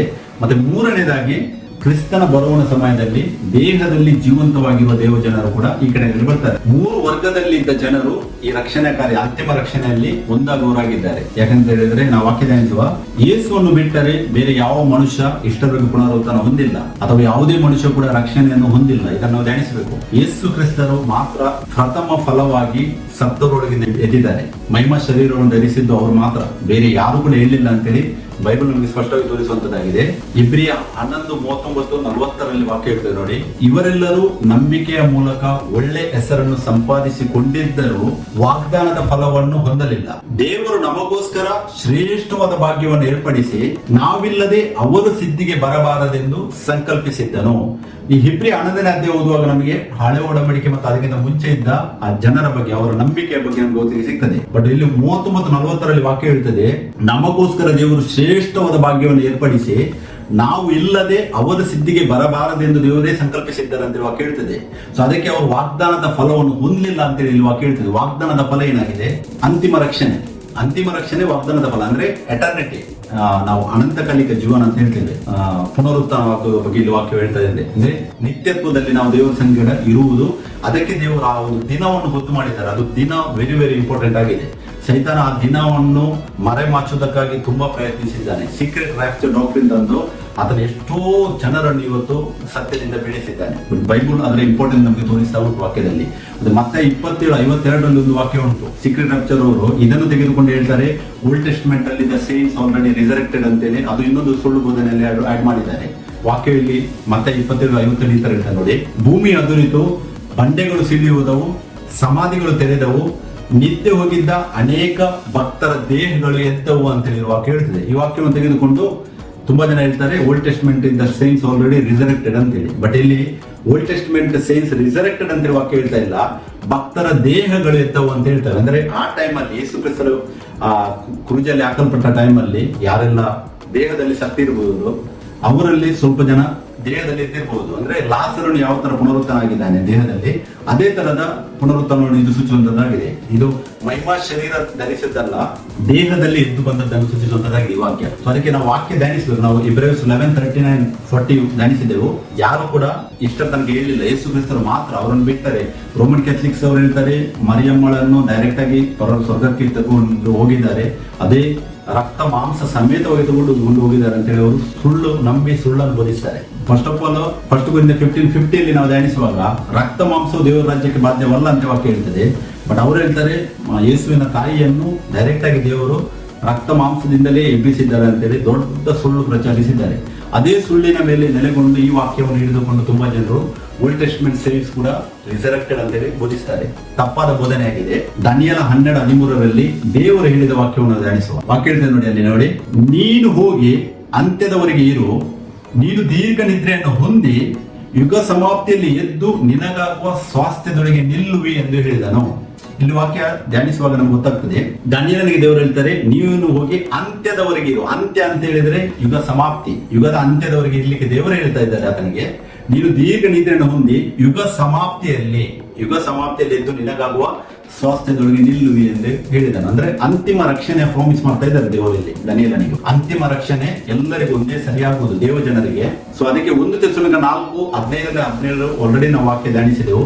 3 ಕೆಟಗರಿಯ ಜನರು ಇದರಲ್ಲಿ ಇರುವವರಾಗಿದ್ದಾರೆ. ಅಂದ್ರೆ ಕ್ರಿಸ್ತನಲ್ಲಿ ಸತ್ತವರು, ಅಂದ್ರೆ ಓಲ್ಡ್ ಟೆಸ್ಟ್ಮೆಂಟ್ ಅಲ್ಲಿ ಮತ್ತೆ ಅದಕ್ಕಿಂತ ಮುಂಚೆ ಇದ್ದ ಜನರು ದೇವ ಜನರು, ಮತ್ತೆ ಕ್ರಿಸ್ತನಲ್ಲಿ ದೇಹವನ್ನು ತ್ಯಜಿಸಿದವರು ಅಂದ್ರೆ ಪೌಲ, ಪೇತ್ರ, ಎಲ್ಲ ಅಪೊಸ್ತಲರು, ಮತ್ತೆ ಎಷ್ಟು 2000 ವರ್ಷಗಳಲ್ಲಿ ಯಾರೆಲ್ಲ ನಿಜವಾಗಿಯೂ ಕ್ರಿಸ್ತನನ್ನು ಹಿಂಬಾಲಿಸಿದ್ದಾರೆ, ಅದನ್ನು ಸೇವೆ ಮಾಡಿದ್ದಾರೆ, ಅವರು ಹೇಳುವವರಾಗಿದ್ದಾರೆ. ಮತ್ತೆ 3ನೇ ಕೆಟಗರಿಯಲ್ಲಿ ಆಯಲ್ಪಟ್ಟ ಜನರು ಯಾರೆಲ್ಲ ದೇಹದಲ್ಲಿದ್ದಾರೆ ಅವರು ಅಂತಿಮ ರಕ್ಷಣೆಯನ್ನು ಹೊಂದುವರಾಗಿದ್ದೇವೆ ಅನ್ನೋದನ್ನು ನಾವು ಧ್ಯಾನಿಸಿದೆವು. ಮತ್ತೆ 1 Corinthians 15:52 ಕೂಡ ಇದು ಸೇಮ್ ಧ್ಯಾನಿಸಿದ್ದೇವೆ ನಾವು. ತುತ್ತೂರಿ ಊದುವಾಗ ಸತ್ತವರು ನಿಲ್ಲವಾಗಿ ಎಬ್ಬಿಸಲ್ಪಡ್ತಾರೆ, ಮತ್ತೆ ನಾವು ಮಾರ್ಪಡಬೇಕು. ನಾವು ಅಂತ ಹೇಳಿದ್ರೆ ದೇಹದಲ್ಲಿ ಇದ್ದವರು. ಸೊ ಈ ಎಲ್ಲ ಪಾಯಿಂಟ್ಸ್ ಆಗಿದೆ ಅಂತಿಮ ರಕ್ಷಣೆಯ ಬಗ್ಗೆ ನಾವು ಧ್ಯಾನಿಸಿದೆವು. ದೇವರು ನಮಗಾಗಿ ಒಂದು ಪದವಿಯನ್ನು ಅಥವಾ ಮಹಾ ಪದವಿ ಅಂತೇಳಿ ಬೈಬಲ್ ನಮ್ಗೆ ಹೇಳ್ತದೆ. ಒಂದು ಮಹಾ ಪದವಿ ಇಟ್ಟಿದ್ದಾರೆ. ಮತ್ತೆ ನಾವು ಅಪೊಸ್ತಲಗೀತೆ 17:31 ಧ್ಯಾನಿಸಿದೆವು. ಆ ಒಂದು ದಿವಸವನ್ನು ದೇವರು ಗೊತ್ತು ಮಾಡಿದ್ದಾರೆ. ಆ ದಿವಸದಲ್ಲೇ ಇದಾಗುವುದು. ಆ ದಿವಸದಲ್ಲಿ ನಾವು ಪುನರುತ್ಥಾನ ಹೊಂದಿದ್ದೇವೆ. ದೇವರ ಜಡ್ಜ್ಮೆಂಟ್ ಕೂಡ ಆಗ್ತದೆ ಸಭೆಯ ಒಳಗಡೆ. ಅಂದ್ರೆ ಹಣಜಿ ಮತ್ತೆ ಗೋಧಿಯ ಬಗ್ಗೆ ನಮ್ಗೆ ಮತ್ತೆ ಈ 13 ಓದುವಾಗ ನಮ್ಗೆ ಅಲ್ಲಿ ಒತ್ತಿಗೆ ಸಿಗ್ತದೆ. 13:30, 42-43 ವಾಕ್ಯ ಓದುವಾಗ ಅಲ್ಲಿ ಹಣಜಿ ಮತ್ತೆ ಗೋಧಿಯನ್ನು ದೇವರು ಸಪರೇಟ್ ಮಾಡುವ ಬಗ್ಗೆ ವಾಕ್ಯ ಉಂಟು. ಅಂದ್ರೆ ದೇವರ ಜಡ್ಜ್ಮೆಂಟ್ ಸಭೆಯ ಒಳಗಡೆ ಆಗುವುದನ್ನು ಕೂಡ ಸೂಚಿಸುವಂತದ್ದಾಗಿದೆ. ಸೊ ನಮಗೊಂದು ದೇವರು ಪದವಿಯನ್ನು ಇಟ್ಟಿದ್ದಾರೆ. ಪೌಲನು ಹೇಳ್ತಾನೆ ಅದು ಮಹಾ ಪದವಿಯಾಗಿದೆ. ಕೊಲೊಸ್ಸೆ 1:3-5 ಓದುವಾಗ ಅಲ್ಲಿ ಪೌಲನು ಹೇಳಿದ್ದಾನೆ ನೋಡಿ, ಕ್ರಿಸ್ತ ಯೇಸುವಿನಲ್ಲಿ ನೀವು ಇಟ್ಟ ನಂಬಿಕೆಯ ವಿಷಯವಾಗಿಯೂ ದೇವ ಜನರ ಮೇಲಿರುವ ನಿಮ್ಮ ಪ್ರೀತಿಯ ವಿಷಯವಾಗಿಯೂ ನಾವು ಕೇಳಿ ಪರಲೋಕದಲ್ಲಿ ನಿಮಗೋಸ್ಕರ ಸಿದ್ಧವಾಗಿರುವ ಮಹಾ ಪದವಿಯನ್ನು ನೆನೆಸುತ್ತಾ, ಇಲ್ಲಿ ಪೌಲನು ಮಹಾ ಪದವಿ ದೇವರ ಪರಲೋಕದಲ್ಲಿ ಅಂದರೆ ದೇವರ ರಾಜ್ಯ, ದೇವರ ರಾಜ್ಯದಲ್ಲಿ ನಮಗೋಸ್ಕರವಾಗಿರುವ ಮಹಾ ಪದವಿಯನ್ನು ನೆನೆಸುತ್ತಾ ನಾವು ಪ್ರಾರ್ಥನೆ ಮಾಡುವಾಗೆಲ್ಲ ನಿಮ್ಮ ನಿಮಿತ್ತವಾಗಿ ನಮ್ಮ ಕರ್ತನಾದ ಯೇಸು ಕ್ರಿಸ್ತನ ತಂದೆಯಾಗಿರುವ ದೇವರಿಗೆ ಸ್ತೋತ್ರ ಮಾಡುತ್ತೇವೆ. ನೀವು ಆ ಪದವಿಯನ್ನು ಕುರಿತು ನಿಮ್ಮ ಬಳಿಗೆ ಬಂದಿರುವ ಸುವಾರ್ತೆಯ ಸತ್ಯವಾಕ್ಯದಿಂದ ಮೊದಲೇ ಕೇಳಿದಿರಿ. ನಮ್ಗಿದು ಗೊತ್ತಿರ್ಬೇಕು. ನಮ್ಮ ಪುನರುತ್ಥಾನ ಆದ್ಮೇಲೆ ದೇವರು ನಮಗೇನು ಸಿದ್ಧ ಮಾಡಿ ಇಟ್ಟಿದ್ದಾರೆ.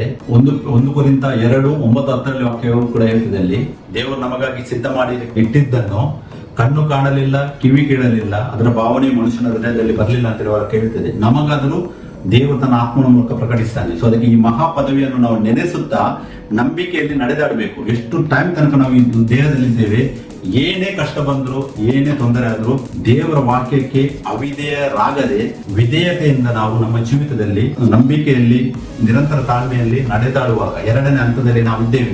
ಅಂದ್ರೆ ನಮ್ಮ ಡೈಲಿ ಲೈಫ್ ಬಗ್ಗೆ ನಾನು ಹೇಳ್ತಾ ಇದ್ದೇನೆ. 2ನೇ ಹಂತದಲ್ಲಿ ನಾವು ಏನಿದ್ದೇವೆ ಅದರಲ್ಲಿ ನಾವು ನಂಬಿಕಸ್ಥರಾಗಿ ನಾವು ನಡೆಯಬೇಕು. ಯಾಕಂದ್ರೆ ನಮಗೆ ಇಟ್ಟ ಪದವಿ ಅದು ಮಹಾ ಪದವಿ ಅಂತೇಳಿ ಪೌಲನು ಹೇಳ್ತಾನೆ ಇಲ್ಲಿ. ಕೊಲೊಸ್ಸೆ 1:3-5 ಓದುವಾಗ, ಮತ್ತೆ ಕೊಲೊಸ್ಸೆ 1:23 ಕೂಡ ಆತನು ಹೇಳಿದ್ದಾನೆ ನೋಡಿ, ಅಸ್ತಿವಾರದ ಮೇಲೆ ನಿಂತು ಸ್ಥಿರವಾಗಿದ್ದು ನಂಬಿಕೆಯಲ್ಲಿ ನೆಲೆಗೊಂಡಿರುವುದಾದರೆ ಆ ಪದವಿ ನಿಮಗೆ ಪ್ರಾಪ್ತವಾಗುವುದು. ಇಲ್ಲಿ ಪೌಲನು ಹೇಳ್ತಾನೆ ಅಸ್ತಿವಾರದ ಮೇಲೆ ನಿಂತು ಸ್ಥಿರವಾಗಿದ್ದು ನಂಬಿಕೆಯಲ್ಲಿ ನಾವು ನೆಲೆಗೊಂಡಿರುವುದಾದರೆ ಮಾತ್ರ ಆ ಪದವಿಯನ್ನು ಹೊಂದುವೆ. ಒಬ್ಬ ಮನುಷ್ಯ ಪ್ರಸ್ತುತ ರಕ್ಷಣೆಯ ಒಳಗೆ ಬಂದು ಮತ್ತೆ ಏನು ಬೇಕಾದ್ರೂ ಮಾಡಿದ್ರೆ ನಡೆಯುತ್ತದೆ ಅಂತ ಹೇಳಿದ್ರೆ ಅದೊಂದು ತಪ್ಪು ಬೋಧನೆಯಾಗಿದೆ, ತಪ್ಪು ಕಲ್ಪನೆಯಾಗಿದೆ. ಪೌಲನು ಹೇಳ್ತಾನೆ ಆ ಅಸ್ತಿವಾರ ಏನು ನಾವು ಫೌಂಡೇಶನ್ ಅಲ್ಲಿ ಹೊಂದುತ್ತೇವೆ ಪ್ರಸ್ತುತ ರಕ್ಷಣೆಯಲ್ಲಿ, ಸರಿಯಾದ ಅಸ್ತಿವಾರದ ಮೇಲೆ ನಾವು ನಿಲ್ಬೇಕು. ಮತ್ತೆ ಅದರಲ್ಲಿ ಸ್ಥಿರವಾಗಿದ್ದು ನಂಬಿಕೆಯಲ್ಲಿ ನೆಲೆಗೊಂಡಿರುವುದಾದರೆ ನಾವು ಆ ಪದವಿಯನ್ನು ಹೊಂದುವೆವು. ಯೇಸು ಕ್ರಿಸ್ತನ 2ನೇ ಬರುಣದಲ್ಲಿ ಇದು ಆಗುವಂತದ್ದಾಗಿದೆ. ಪ್ರಕಟಣೆ 3:21 ಕೂಡ ಯೇಸು ಕ್ರಿಸ್ತರು ಹೇಳ್ತಾರೆ, ನಾನು ಜಯ ಹೊಂದಿ ನನ್ನ ತಂದೆಯೊಡನೆ ಸಿಂಹಾಸನದಲ್ಲಿ ಕೂತ್ಕೊಂಡೇನೋ ಹಾಗೆ ಜಯ ಹೊಂದುವವನನ್ನು ನನ್ನೊಡನೆ ಸಿಂಹಾಸನದಲ್ಲಿ ಕೂತ್ಕೊಳ್ಳುವಂತೆ ಮಾಡುವೆನು. ಇಲ್ಲಿ ಕೂಡ ಯೇಸು ಕ್ರಿಸ್ತರು ಹೇಳ್ತಾರೆ, ಯಾರೆಲ್ಲ ಜಯ ಹೊಂದುತ್ತಾರೆ ಅವರು ಮಾತ್ರ ಸಿಂಹಾಸನದಲ್ಲಿ ಕೂತ್ಕೊಳ್ಳುವಂತೆ ಮಾಡುವರು ಅಂತೇಳಿ. ಇದು ಹೇಳಿದ್ದು ಲವೋದಿಕೀಯ ಸಭೆಗೆ ದೇವರು ಹೇಳ್ತಾರೆ. ಯಾಕಂದ್ರೆ ಲವೋದಿಕೀಯ ಸಭೆ ಏನಿದೆ ಇವಾಗ ಇಡೀ ಪ್ರಾಪಂಚಿಕವಾಗಿ ಹೋಗಿಬಿಟ್ಟಿದೆ. ಅದಕ್ಕೆ ದೇವರು ಇಲ್ಲಿ ಹೇಳ್ತಾರೆ, ದೇವರೊಟ್ಟಿಗೆ ಸಿಂಹಾಸನದಲ್ಲಿ ಕೂತ್ಕೊಳ್ಳಬೇಕಾದ್ರೆ ನಾವು ಜಯವನ್ನು ಹೊಂದಬೇಕಂದ್ರೆ ನಂಬಿಕೆಯಲ್ಲಿ ನಿರಂತರ ನಂಬಿಕೆಯಲ್ಲಿ ನಡೆದಾಡಿ ನಾವು ಯೇಸು ಕ್ರಿಸ್ತನಿಗೆ ಸಾಕ್ಷ್ಯದ ಜೀವಿತವನ್ನು ಜೀವಿಸಬೇಕಂತೇಳಿ ಅರ್ಥ. 2 ತಿಮೋಥೆ 4:8 ಕೂಡ ಪೌಲನು ಹೇಳ್ತಾನೆ ನೋಡಿ, 4:7 ಆತನ ಹೇಳ್ತಾನೆ, ಶ್ರೇಷ್ಠ ಹೋರಾಟವನ್ನು ಮಾಡಿದ್ದೇನೆ, ನಾನು ಕ್ರಿಸ್ತ ನಂಬಿಕೆಯನ್ನು ಕಾಪಾಡಿಕೊಂಡಿದ್ದೇನೆ. ಮತ್ತೆ ಆತನ ಹೇಳ್ತಾನೆ, ನೀತಿವಂತರಿಗೆ ದೊರಕುವ ಜಯಮಾಲೆಯು ನನಗೆ ಮುಂದೆ ಸಿದ್ಧವಾಗಿದೆ ಅಂತ ಆತನ ಹೇಳ್ತಾನೆ. ಅದನ್ನು ನೀತಿಯುಳ್ಳ ನ್ಯಾಯಾಧಿಪತಿಯಾಗಿರುವ ಕರ್ತನು ಆ ದಿನದಲ್ಲಿ ನನಗೆ ಕೊಡುವನು. ಇಲ್ಲಿ ಕೂಡ ಪೌಲ ಒಂದು ದಿನವನ್ನು ಸೂಚಿಸ್ತಾ ಇದ್ದಾನೆ ನೋಡಿ. ಅದನ್ನ ಹೇಳ್ತಾನೆ, ನಾನು ಶ್ರೇಷ್ಠ ಹೋರಾಟವನ್ನು ಮಾಡಿದ್ದೇನೆ, ಕ್ರಿಸ್ತ ನಂಬಿಕೆಯನ್ನು ನಾನು ಕಾಪಾಡಿಕೊಂಡಿದ್ದೇನೆ, ನೀತಿವಂತರಿಗೆ ದೊರಕುವ ಜಯಮಾಲೆಯು ಮುಂದೆ ನನಗೆ ಸಿದ್ಧವಾಗಿದೆ. ಅಂದ್ರೆ ದೇವರು ಆಲ್ರೆಡಿ ತಯಾರು ಮಾಡಿ ಇಟ್ಟಿದ್ದಾರೆ.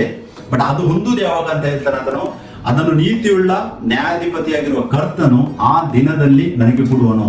ಇಲ್ಲಿ ಕೂಡ ಪೌಲನೊಂದು ದಿನವನ್ನು ಸೂಚಿಸ್ತಾ ಇದ್ದಾನೆ. ಅಂದ್ರೆ ಯೇಸು ಕ್ರಿಸ್ತ 2ನೇ ಬರೋಣ ಅಂತಿಮ ರಕ್ಷಣೆಯಲ್ಲಿ ಆತನ ಹೇಳ್ತಾನೆ, ಆತನ ಇವಾಗ ರೆಸ್ಟ್ ಅಲ್ಲಿ ಇದ್ದಾನೆ. ಆತನ ಹೇಳ್ತಾನೆ, ನಾನು ಆ ದಿನದಲ್ಲಿ ಹೊಂದುವೆನು ಅಂತೇಳಿ ಆತನ ಹೇಳ್ತಾನೆ. ಮತ್ತೆ ಅಲ್ಲಿ ಮುಂದೆ ವಿಷಯ ಆತನ ಹೇಳ್ತಾನೆ ನೋಡಿ, ನನಗೆ ಮಾತ್ರವಲ್ಲ ತನ್ನ ಪ್ರತ್ಯಕ್ಷತೆಯನ್ನು ಪ್ರೀತಿಸುವವರೆಲ್ಲರಿಗೂ ಕೊಡುವನು. ಯಾರೆಲ್ಲ ಯೇಸು ಕ್ರಿಸ್ತನನ್ನು ನಿರೀಕ್ಷಿಸಿಕೊಂಡು ಆತನ ಪ್ರತ್ಯಕ್ಷತೆಯನ್ನು ಎದುರು ನೋಡ್ತಾ ಇದ್ದಾರೆ ಅವರೆಲ್ಲರಿಗೂ ಆ ಪದವಿಯನ್ನು, ಆ ಜಯಮಾಲೆಯನ್ನು ದೇವರು ಕೊಡುವುದಂತ ವಾಕ್ಯ ಹೇಳ್ತದೆ. ಅದಕ್ಕೆ ಅದು ತುಂಬಾ ಪ್ರಾಮುಖ್ಯತೆವಾಗಿದೆ. ಅಂತಿಮ ರಕ್ಷಣೆ ಯೇಸು ಕ್ರಿಸ್ತನ 2ನೇ ಬರೋಣ ಏನಿದೆ ಅದೊಂದು ತುಂಬಾ ಪ್ರಾಮುಖ್ಯತೆವಾದ ದಿನವಾಗಿದೆ. ದೇವರು ಅದನ್ನು ನಿಷ್ಕರ್ಷಿಸುತ್ತಾರೆ. ಆದರೆ ಸೈತಾನನ ಯುದ್ಧ ನೋಡಿ, ಇದು ಜನರಿಗೆ ಗೊತ್ತಾಗದಂತೆ, ಅಂದ್ರೆ ವಿಶ್ವಾಸಿಗಳಿಗೆ ಗೊತ್ತಾಗದಂತೆ ಆತನು ಸುಳ್ಳನ್ನು ಒಳಗೆ ತಂದು ಇವಾಗ ಎಲ್ಲಾ ಜನರನ್ನು ಸುಳ್ಳನ್ನು ನಂಬುವ ಹಾಗೆ ಮಾಡಿದ್ದಾನೆ. ಏನು ಸೀಕ್ರೆಟ್ ರಕ್ಷಣೆ, ರಹಸ್ಯ ಬರೋಣ ಎಂಬುವಂತ ಸುಳ್ಳು ಬೋಧನೆಯನ್ನು ತಂದು ಆತನ ಈ ದಿನ ಉಂಟಲ್ಲ, ಈ ದಿನದ ಇಂಪಾರ್ಟೆನ್ಸ್ ಅನ್ನು ಜನರು ಅರಿಯದಂತೆ ಎಲ್ಲ ಸುಳ್ಳು ಬೋಧನೆಗಳನ್ನು ಆತನು ಮಾಡ್ತಾ ಇದ್ದಾನೆ. ಸೊ ಅದಕ್ಕೆ ಯಾರೆಲ್ಲ ಈ ವಿಡಿಯೋ ನೋಡ್ತೀರಾ, ನೀವು ವಾಕ್ಯದಲ್ಲಿ ನೆಲೆಗೊಳ್ಳಿರಿ. ನಾವು ದೇವರ ವಾಕ್ಯಕ್ಕೆ ತಗ್ಗಿಸಿಕೊಳ್ಳುವುದರಿಂದ ಅದರಲ್ಲಿ ಒಳ್ಳೇದಾಗುವುದು ನಮಗೆ. ನಾವು ದೇವರ ವಾಕ್ಯವನ್ನು ಅಲ್ಲಗಳೆದು ಒಬ್ಬ ಡಿನೋಮಿನೇಷನ್ ಅಥವಾ ಯಾರೋ ಒಂದು ಹೇಳಿದ ಮಾತನ್ನು ನಾವು ಕೇಳಿ ನಡೆಯುವುದಾದರೆ ಅದು ನಾವು ನಮ್ಮ ರಕ್ಷಣೆಯನ್ನು ನಾವೇ ಕಳೆದುಕೊಳ್ಳುತ್ತೇವೆ. ಯಾಕಂದ್ರೆ ನಾವು ದೇವರ ವಾಕ್ಯದಲ್ಲಿ ನೆಲೆಗೊಳ್ಳಲು ತುಂಬಾ ಅವಶ್ಯಕವಾಗಿದೆ. ಅದೇ ವಾಕ್ಯವನ್ನು ನಾವು ಇವತ್ತು ಇಷ್ಟೊಂದು ಪಾಯಿಂಟ್ಸ್ ಅನ್ನು ನಾವು ಧ್ಯಾನಿಸಿದ್ದೇವೆ. ಅಂತಿಮ ರಕ್ಷಣೆಯಲ್ಲಿ ಆ ದಿನದಲ್ಲಿ ಮಹಾ ಪದವಿಯನ್ನು ನಾವು ಹೊಂದುವರಾಗಿದ್ದೇವೆ. ಸೊ ಅದಕ್ಕೆ ಕರ್ತನ ಬರೋಣ ಏನಿದೆ ಅದು ಒಂದೇ ಬರೋಣವಾಗಿದೆ. ನಾನು ಪುನಃ ಹೇಳ್ತೇನೆ, ಕರ್ತನು ಇನ್ನು ಒಂದೇ ಸರಿ ಬರುವುದು ಈ ಲೋಕದಲ್ಲಿ. ಯಾವಾಗ ಕರ್ತನು ಈ ಲೋಕದಲ್ಲಿ ಬರ್ತಾರ ಆ ಟೈಮಲ್ಲಿ ನಮ್ಮ ಅಂತಿಮ ರಕ್ಷಣೆ ನಾವು ಹೊಂದುವರು. ಮತ್ತೆ ಕರ್ತನ ಜೊತೆಯಲ್ಲಿ ನಾವು ಯೆರೂಸಲೇಮಲ್ಲಿ ಡೈರೆಕ್ಟ್ ಆಗಿ ದೇವರ ರಾಜ್ಯ ಆಳ್ವಿಕೆ ಸ್ಟಾರ್ಟ್ ಆಗುವಂತದ್ದಾಗಿದೆ. ಅದರ ಮಧ್ಯದಲ್ಲಿ ನಮಗೆ ಒಂದು ಭೋಜನ ಉಂಟು 7 ವರ್ಷ, ಮತ್ತೆ ಈ ಲೋಕದಲ್ಲಿ ಕಷ್ಟ ಉಂಟಂತೇಳಿ ಸುಳ್ಳು ಬೋಧನೆ ಮಾಡಿದ್ದಾರೆ. ಆ ಬೋಧನೆಯನ್ನು ತ್ಯಜಿಸಿ ಅದನ್ನು ನಿರಾಕರಿಸಿ ಸತ್ಯದಲ್ಲಿ ನೆಲೆಗೊಳ್ಳಿ ಅಂತೇಳಿ ನಿಮ್ಗೆ ನಾನು ಎನ್ಕರೇಜ್ ಮಾಡುವನಾಗಿದ್ದೇನೆ. ರಹಸ್ಯ ಬರೋಣ ಏನಿದೆ ಅದು ಸುಳ್ಳು ಡಾಕ್ಟ್ರಿನ್ ಆಗಿದೆ. ಕ್ರಿಸ್ತನ ದಿನವು ವಿಶ್ವಾಸಿ ಜೀವಿತದಲ್ಲಿ ಅತಿ ಪ್ರಾಮುಖ್ಯವಾದ ದಿನವಾಗಿದೆ. ಯಾರೆಲ್ಲ ನಿರೀಕ್ಷಿಸಿಕೊಂಡಿರ್ತಾರೆ ಅವರಿಗೆ ಮಾತ್ರ ಅದು ದೊರೆಯುವುದು, ಎಲ್ಲರಿಗೆ ದೊರೆಯುವುದಿಲ್ಲ. ಸತ್ಯದಲ್ಲಿ ನೆಲೆಗೊಂಡ್ರೆ ಮಾತ್ರ ದೊರೆಯುವುದು. ನಾವು 2 ತೆಸಲೋನಿಕ 2:10-11 ವಾಕ್ಯದಲ್ಲಿ ಓದುವಾಗ ಅಲ್ಲಿ ನಮಗೆ ನೋಡ್ಬೋದು, ಯಾರೆಲ್ಲ ಸತ್ಯದ ಮೇಲೆ ಪ್ರೀತಿಯನ್ನು ಇಡುವುದಿಲ್ಲವೋ ಅವರು ರಕ್ಷಣೆಯನ್ನು ಹೊಂದದೆ ನಾಶವಾಗ್ತಾರೆ ಅಂತ ವಾಕ್ಯ ಹೇಳ್ತದೆ. ಸೊ ಸತ್ಯದ ಮೇಲೆ ಪ್ರೀತಿ ಇಟ್ಟು ನಾವು ಕಾದುಕೊಂಡಿರುವುದು ತುಂಬಾ ಅವಶ್ಯಕವಾಗಿದೆ. ಮತ್ತೆ ಕರ್ತನ ಬರುವಣ ದಿನದಲ್ಲಿ ನಿಜವಾದ ಕ್ರಿಸ್ತ ವಿಶ್ವಾಸಿ ರಕ್ಷಣೆಯನ್ನು ಹೊಂದುತ್ತಾನೆ. ಅಂತಿಮ ರಕ್ಷಣೆಯನ್ನು ಹೊಂದುವುದೇ ಯೇಸು ಕ್ರಿಸ್ತನ 2ನೇ ಬರೋಣದಲ್ಲಿ. ಮತ್ತೆ ಮಹಿಮಾ ಶರೀರ ಧರಿಸುವ ಮೂಲಕ ಆತನ ಪುನರುತ್ಥಾನವನ್ನು ಆತ ಹೊಂದುತ್ತಾನೆ. ಮತ್ತು ದೇವರ ನ್ಯಾಯ ಕೂಡ ವಿಶ್ವಾಸಿಗಳಿಗೆ ಅದೇ ದಿನದಲ್ಲಿ ಅಥವಾ ಅದೇ ಸಮಯದಲ್ಲಿ ಆಗುವುದಾಗಿದೆ. ಇದು ನಮಗೆ ಬೈಬಲ್ ಇಂದ ಸಿಗುವಂತ ಸತ್ಯ ಸುವಾರ್ತೆಯಾಗಿದೆ. ಅಂತಿಮ ರಕ್ಷಣೆ ತನಕ ನಾವು ನಡೆಯಬೇಕಾದ್ರೆ ನಿರಂತರ ತಾಳ್ಮೆ ಅಥವಾ ನಂಬಿಕೆಯಲ್ಲಿ ನಡೆಯುವುದು ಅದೇ ನಮ್ಮ ಟೆಸ್ಟ್ ಆಗಿದೆ. ಅದರಲ್ಲೇ ಒಂದು ವೇಳೆ ಒಬ್ಬ ಮನುಷ್ಯ ಫೇಲ್ ಆದ ಅಂದ್ರೆ ಮತ್ತೆ 13ರಲ್ಲಿ 4ನೇ ವಾಕ್ಯದಿಂದ ಓದುವಾಗ ಅಲ್ಲಿ ಬೀಜ ಬಿತ್ತುವವನು ಹೊಲದಲ್ಲಿ ಬೀಜವನ್ನು ಬಿತ್ತುವಾಗ 4 ವಿಧವಾದ ನೆಲಗಳ ಬಗ್ಗೆ ನಮಗೆ ಅಲ್ಲಿ ಓದಲಿಕ್ಕೆ ಸಿಗ್ತದೆ. ಆ 4 ನೆಲಗಳಲ್ಲಿ ಒಂದೇ ನೆಲದಲ್ಲಿ ಬೀಜ ಬಿದ್ದ ಆ ನೆಲವು ಫಲಿಸುವಂತದ್ದಾಗಿದೆ. ಅದೇ ಯಾವುದಾಗಿದೆ? ದೇವರ ವಾಕ್ಯದಲ್ಲಿ ನೆಲೆಗೊಳ್ಳುವುದು. ದೇವರ ವಾಕ್ಯದಲ್ಲಿ ನೆಲೆಗೊಂಡ್ರೆ ಮಾತ್ರ ಈ ಶರೀರವನ್ನು ಬಿಡುವ ತನಕ. ಮತ್ತಾಯ 24:13 ವಾಕ್ಯ ಕಡೆಯವರೆಗೆ ತಾಳಿಕೊಳ್ಳುವವನೇ ರಕ್ಷಣೆ ಹೊಂದುವನು. ಮತ್ತಾಯ 10:22 ಕೂಡ ನಾವು ಧ್ಯಾನಿಸಿದ್ದೇವೆ. ಯಾರೆಲ್ಲ ಕಡೆಯ ತನಕ ತಾಳಿಕೊಳ್ಳುತ್ತಾನೆ ಆತನೇ ರಕ್ಷಣೆ ಹೊಂದುತ್ತಾನೆ. ಇಲ್ಲದಿದ್ರೆ ಏನಾಗ್ತದೆ? ಮತ್ತೆ 22:14 ವಾಕ್ಯದ ಪ್ರಕಾರ ಕರೆಯಲ್ಪಟ್ಟವರು ತುಂಬಾ ಜನ ಇದ್ದಾರೆ, ಬಟ್ ಆಯಲ್ಪಟ್ಟವರು ಸ್ವಲ್ಪವೇ ಜನ. ಯಾರೆಲ್ಲ ಆಲ್ರೆಡಿ ಒಂದು ವೇಳೆ ಫೌಂಡೇಶನೇ ಅಂದ್ರೆ ಅಸ್ಥಿವಾರವೇ ತಪ್ಪಾದದ್ದಾದ್ರೆ ಅವರು 2ನೇ ಹಂತಕ್ಕೆ ಬರುವುದೇ ಇಲ್ಲ. ಕ್ರಿಸ್ತನ ನಂಬಿಕೆಯೇ ಸರಿಯಾದ ನಂಬಿಕೆ ಇಲ್ಲದಿದ್ರೆ ಗಾಡ್ ಈಸ್ ಟ್ರೈಯೂನ್ ಅಥವಾ ಟ್ರಿನಿಟಿ ಅಂತೇಳಿ ಸುಳ್ಳನ್ನು ರೋಮನ್ ಡಾಕ್ಟ್ರಿನ್ ಅಥವಾ ರೋಮನ್ ಸಿದ್ಧಾಂತವನ್ನು ನಂಬಿದ್ರೆ ಅವರು ಪ್ರಸ್ತುತ ರಕ್ಷಣೆಗೆ ಎಂಟರ್ ಆಗುವುದಿಲ್ಲ. ಅದಕ್ಕೆ ನಂಬಿಕೆ ವೆರಿ ಇಂಪಾರ್ಟೆಂಟ್. ಫಸ್ಟ್ ಪ್ರಸ್ತುತ ರಕ್ಷಣೆಗೆ ಬಂದ್ರೆ ನಿರಂತರ ತಾಳ್ಮೆಯಲ್ಲಿ ನಡೆದಾಡಲಿಕ್ಕೆ ಆಗ್ತದೆ. ನಿರಂತರ ತಾಳ್ಮೆಯಲ್ಲಿ ನೆಲೆಗೊಂಡು ಮತ್ತೆ ನೆಕ್ಸ್ಟ್ ನಿರೀಕ್ಷೆ ಉಳ್ಳವರಾದ್ರೆ ಯೇಸು ಕ್ರಿಸ್ತನ 2ನೇ ಬರೋಣದಲ್ಲಿ ಅಂತಿಮ ರಕ್ಷಣೆಯಲ್ಲಿ ಆ ಮಹಾ ಪದವಿಯನ್ನು ನಾವು ಹೊಂದುವರಾಗಿದ್ದೇವೆ. ನಾವು ಇವತ್ತು ಧ್ಯಾನಿಸಿದೆವು. ಪೌಲನ ಕೊಲೊಸ್ಸೆಯಲ್ಲಿ ಕ್ಲಿಯರ್ ಆಗಿ ಹೇಳಿದ್ದಾನೆ, ಮಹಾ ಪದವಿ ಬಗ್ಗೆ ಆತನು ಮಾತಾಡಿದ್ದಾನೆ. ಮತ್ತೆ ತಿಮೋತಿಯಲ್ಲಿ ಜಯಮಾಲೆ ಬಗ್ಗೆ ಆತನು ಮಾತಾಡಿದ್ದಾನೆ. ಮತ್ತೆ ಪ್ರಕಟಣೆ 3:21-22 ಯೇಸು ಕ್ರಿಸ್ತರು ಸ್ವತಃ ಹೇಳಿದ್ದಾರೆ, ಜಯ ಹೊಂದುವವನಿಗೆ ನಾನು ಜಯಮಾಲೆಯನ್ನು ಕೊಡುತ್ತೇನೆ ಅಂತೇಳಿ. ಸೊ ಅದಕ್ಕೆ ನಮಗೆ ನಾವು ಪ್ರಕಟಣೆ ಓದಿದ್ರೆ ನಮ್ಗೆ ಗೊತ್ತಾಗ್ತದೆ ಸ್ವಪ್ನ ಸಭೆಯಲ್ಲಿ ಎಷ್ಟೊಂದು ಕಷ್ಟಕಾಲ ಬಂದಿತ್ತು. ಅಲ್ಲಿ ಪ್ರಕಟಣೆ 2:10 ಯೇಸು ಕ್ರಿಸ್ತರು ಹೇಳಿದ್ದಾರೆ, ಸಾಯಬೇಕಾದ್ರೂ ನಂಬಿಗಸ್ತನಾಗಿರು, ನಾನು ನಿಮಗೆ ಜೀವ ಮಾಲೆಯನ್ನು ಕೊಡುವೇನೆ ಅಂತ ಹೇಳಿದ್ದಾರೆ.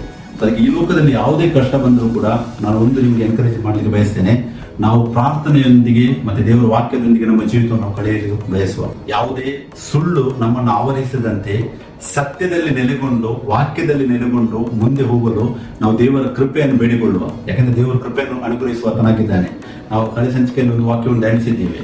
ಯಾರೆಲ್ಲ ರಕ್ಷಣೆ ಕಾರ್ಯಕ್ಕಾಗಿ ಕರೆಯಲ್ಪಟ್ಟವರಾಗಿದ್ದಾರೆ ದೇವರೇ ತನ್ನ ಬಲದಿಂದ ಅವರನ್ನು ಕಾಯುವನು ಅಂತೇಳಿ ವಾಕ್ಯವನ್ನು ಧ್ಯಾನಿಸಿದ್ದೇವೆ.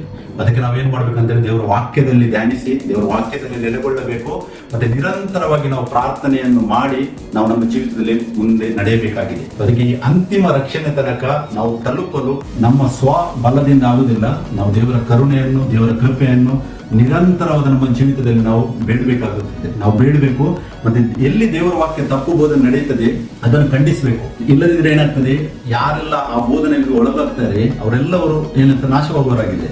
ಅದಕ್ಕೆ ಸುಳ್ಳು ಬೋಧನೆಯನ್ನು ಖಂಡಿಸಿ ಸತ್ಯವಾದ ಸುವಾರ್ತೆಯಲ್ಲಿ ಮತ್ತೆ ಯೇಸುವಿನ ಶಿಷ್ಯತ್ವದಲ್ಲಿ ನಾವು ನೆಲೆಗೊಂಡು ಮುಂದುವರಿಯುವುದು ತುಂಬಾ ಅವಶ್ಯಕವಾಗಿದೆ. ಅದಕ್ಕೆ ಅಂತಿಮ ರಕ್ಷಣೆ ತನಕ ನಮ್ಮ ಏಮಾಗಿದೆ, ಅಂತಿಮ ರಕ್ಷಣೆ ನಾವು ಹೊಂದಬೇಕು. ಒಮ್ಮೆ ಯೋಚಿಸಿ, ಅಂತಿಮ ರಕ್ಷಣೆಯನ್ನು ಹೊಂದುವುದು ಅಂತ ಹೇಳಿದ್ರೆ ಯುಗ ಯುಗಾಂತರಗಳಲ್ಲಿ ನಾವು ಜೀವಿಸುವರಾಗಿದ್ದೇವೆ. ಅಂತಿಮ ರಕ್ಷಣೆ ನಾವು ಹೊಂದುದಂತೆ ಆ ಒಂದು ಪದವಿ ಒಂದು ಎಷ್ಟೊಂದು ಇಂಪಾರ್ಟೆನ್ಸ್ ಆಗಿದೆ ನೀವೇ ಧ್ಯಾನಿಸಿ. ಪೌಲನು ಹೇಳ್ತಾನೆ, ನಾನು ದೇಹವನ್ನು ತ್ಯಜಿಸಿ ಕ್ರಿಸ್ತನಲ್ಲಿ ಇರುವುದು ಅತಿ ಶ್ರೇಷ್ಠವೆಂದು ಎನಿಸುತ್ತೇನೆ, ಆದರೆ ಆತನು ಕೊಟ್ಟ ಕೆಲಸವನ್ನು ಮಾಡುವುದಕ್ಕಾಗಿ ದಿನಾಲು ನಾನು ಸಾಯ್ತಲಿದ್ದೇನೆ ಅಂತೇಳಿ ಆತನು ಹೇಳ್ತಾನೆ. ಅಂದ್ರೆ ಅಷ್ಟೊಂದು ಇಂಪಾರ್ಟೆನ್ಸ್ ಆಗಿ ಪೌಲನು ನಮಗೆ ಬೈಬಲ್ ನಲ್ಲಿ ಎಕ್ಸ್ಪ್ಲೇನ್ ಮಾಡಿ ತೋರಿಸಿದ್ದಾನೆ. ಸೊ ಅದಕ್ಕೆ ಈ ಲೋಕದ ಆಶೆಗಳು ಮತ್ತೆ ಈ ಲೋಕದ ಎಲ್ಲಾ ಟೆಂಪ್ಟೇಷನ್ಗಳು ನಮ್ಮನ್ನು ಸುತ್ತುಕೊಂಡು ಬರ್ತಾನೆ ಇರ್ತದೆ. ಬಟ್ ಅದಕ್ಕೆ ಬೆಸ್ಟ್ ಸೊಲ್ಯೂಷನ್ ಏನಂತ ಹೇಳಿದ್ರೆ ನಾವು ಪ್ರಾರ್ಥಿಸುವುದು ಮತ್ತೆ ದೇವರ ವಾಕ್ಯವನ್ನು ಓದುವುದು. ಅದೇ ನಮಗೆ ದೇವರಲ್ಲಿ ಮುನ್ನಡೆಯಲು ಬೇಕಾದ ಆಯುಧವಾಗಿದೆ. ನಾವು ಪ್ರಾರ್ಥಿಸಿ ನಿರಂತರವಾಗಿ ನಾವು ಪ್ರಾರ್ಥನೆಯಲ್ಲಿ ನೆಲೆಗೊಂಡು ದೇವರ ವಾಕ್ಯವನ್ನು ಧ್ಯಾನಿಸಿ ಮುನ್ನಡೆಯುವ ಅಂತಿಮ ರಕ್ಷಣೆಯಲ್ಲಿ ನಾವೆಲ್ಲರೂ ರಕ್ಷಣೆಯನ್ನು ಹೊಂದುವ. ಅದಕ್ಕೆ ನಾನು ದೇವರಿಗೆ ಸ್ತೋತ್ರವನ್ನು ಸಲ್ಲಿಸ್ತೇನೆ. ಈ ರಕ್ಷಣೆಯ ವಿಷಯವಾಗಿ ಅದರ ಕಾಲಾನುಕ್ರಮ ಬಗ್ಗೆ 3 ಕಾಲಾನುಕ್ರಮದ ಬಗ್ಗೆ ದೇವರು ನನಗೆ ಅನೇಕ ವಾಕ್ಯಗಳನ್ನು ದಯಪಾಲಿಸಿ ಇವತ್ತು ನಿಮಗೂ ಇಲ್ಲಿ ವಿವರಣೆ ನೀಡುವಂತ ಕೃಪೆಯನ್ನು ಕೊಟ್ಟಿದ್ದಕ್ಕಾಗಿ ನಾನು ಇದರ ಎಲ್ಲಾ ಗಣ ಮಾನ ಮಹಿಮೆ ಎಲ್ಲವನ್ನು ನಮ್ಮ ಕರ್ತನು ರಕ್ಷಕನು ಒಡೆಯನೂ ಆದ ಏಕ ದೇವರಾದ ಯೇಸು ಕ್ರಿಸ್ತನಿಗೆ ಸಲ್ಲಿಸ್ತೇನೆ. Praise the Lord. Thank you. Amen.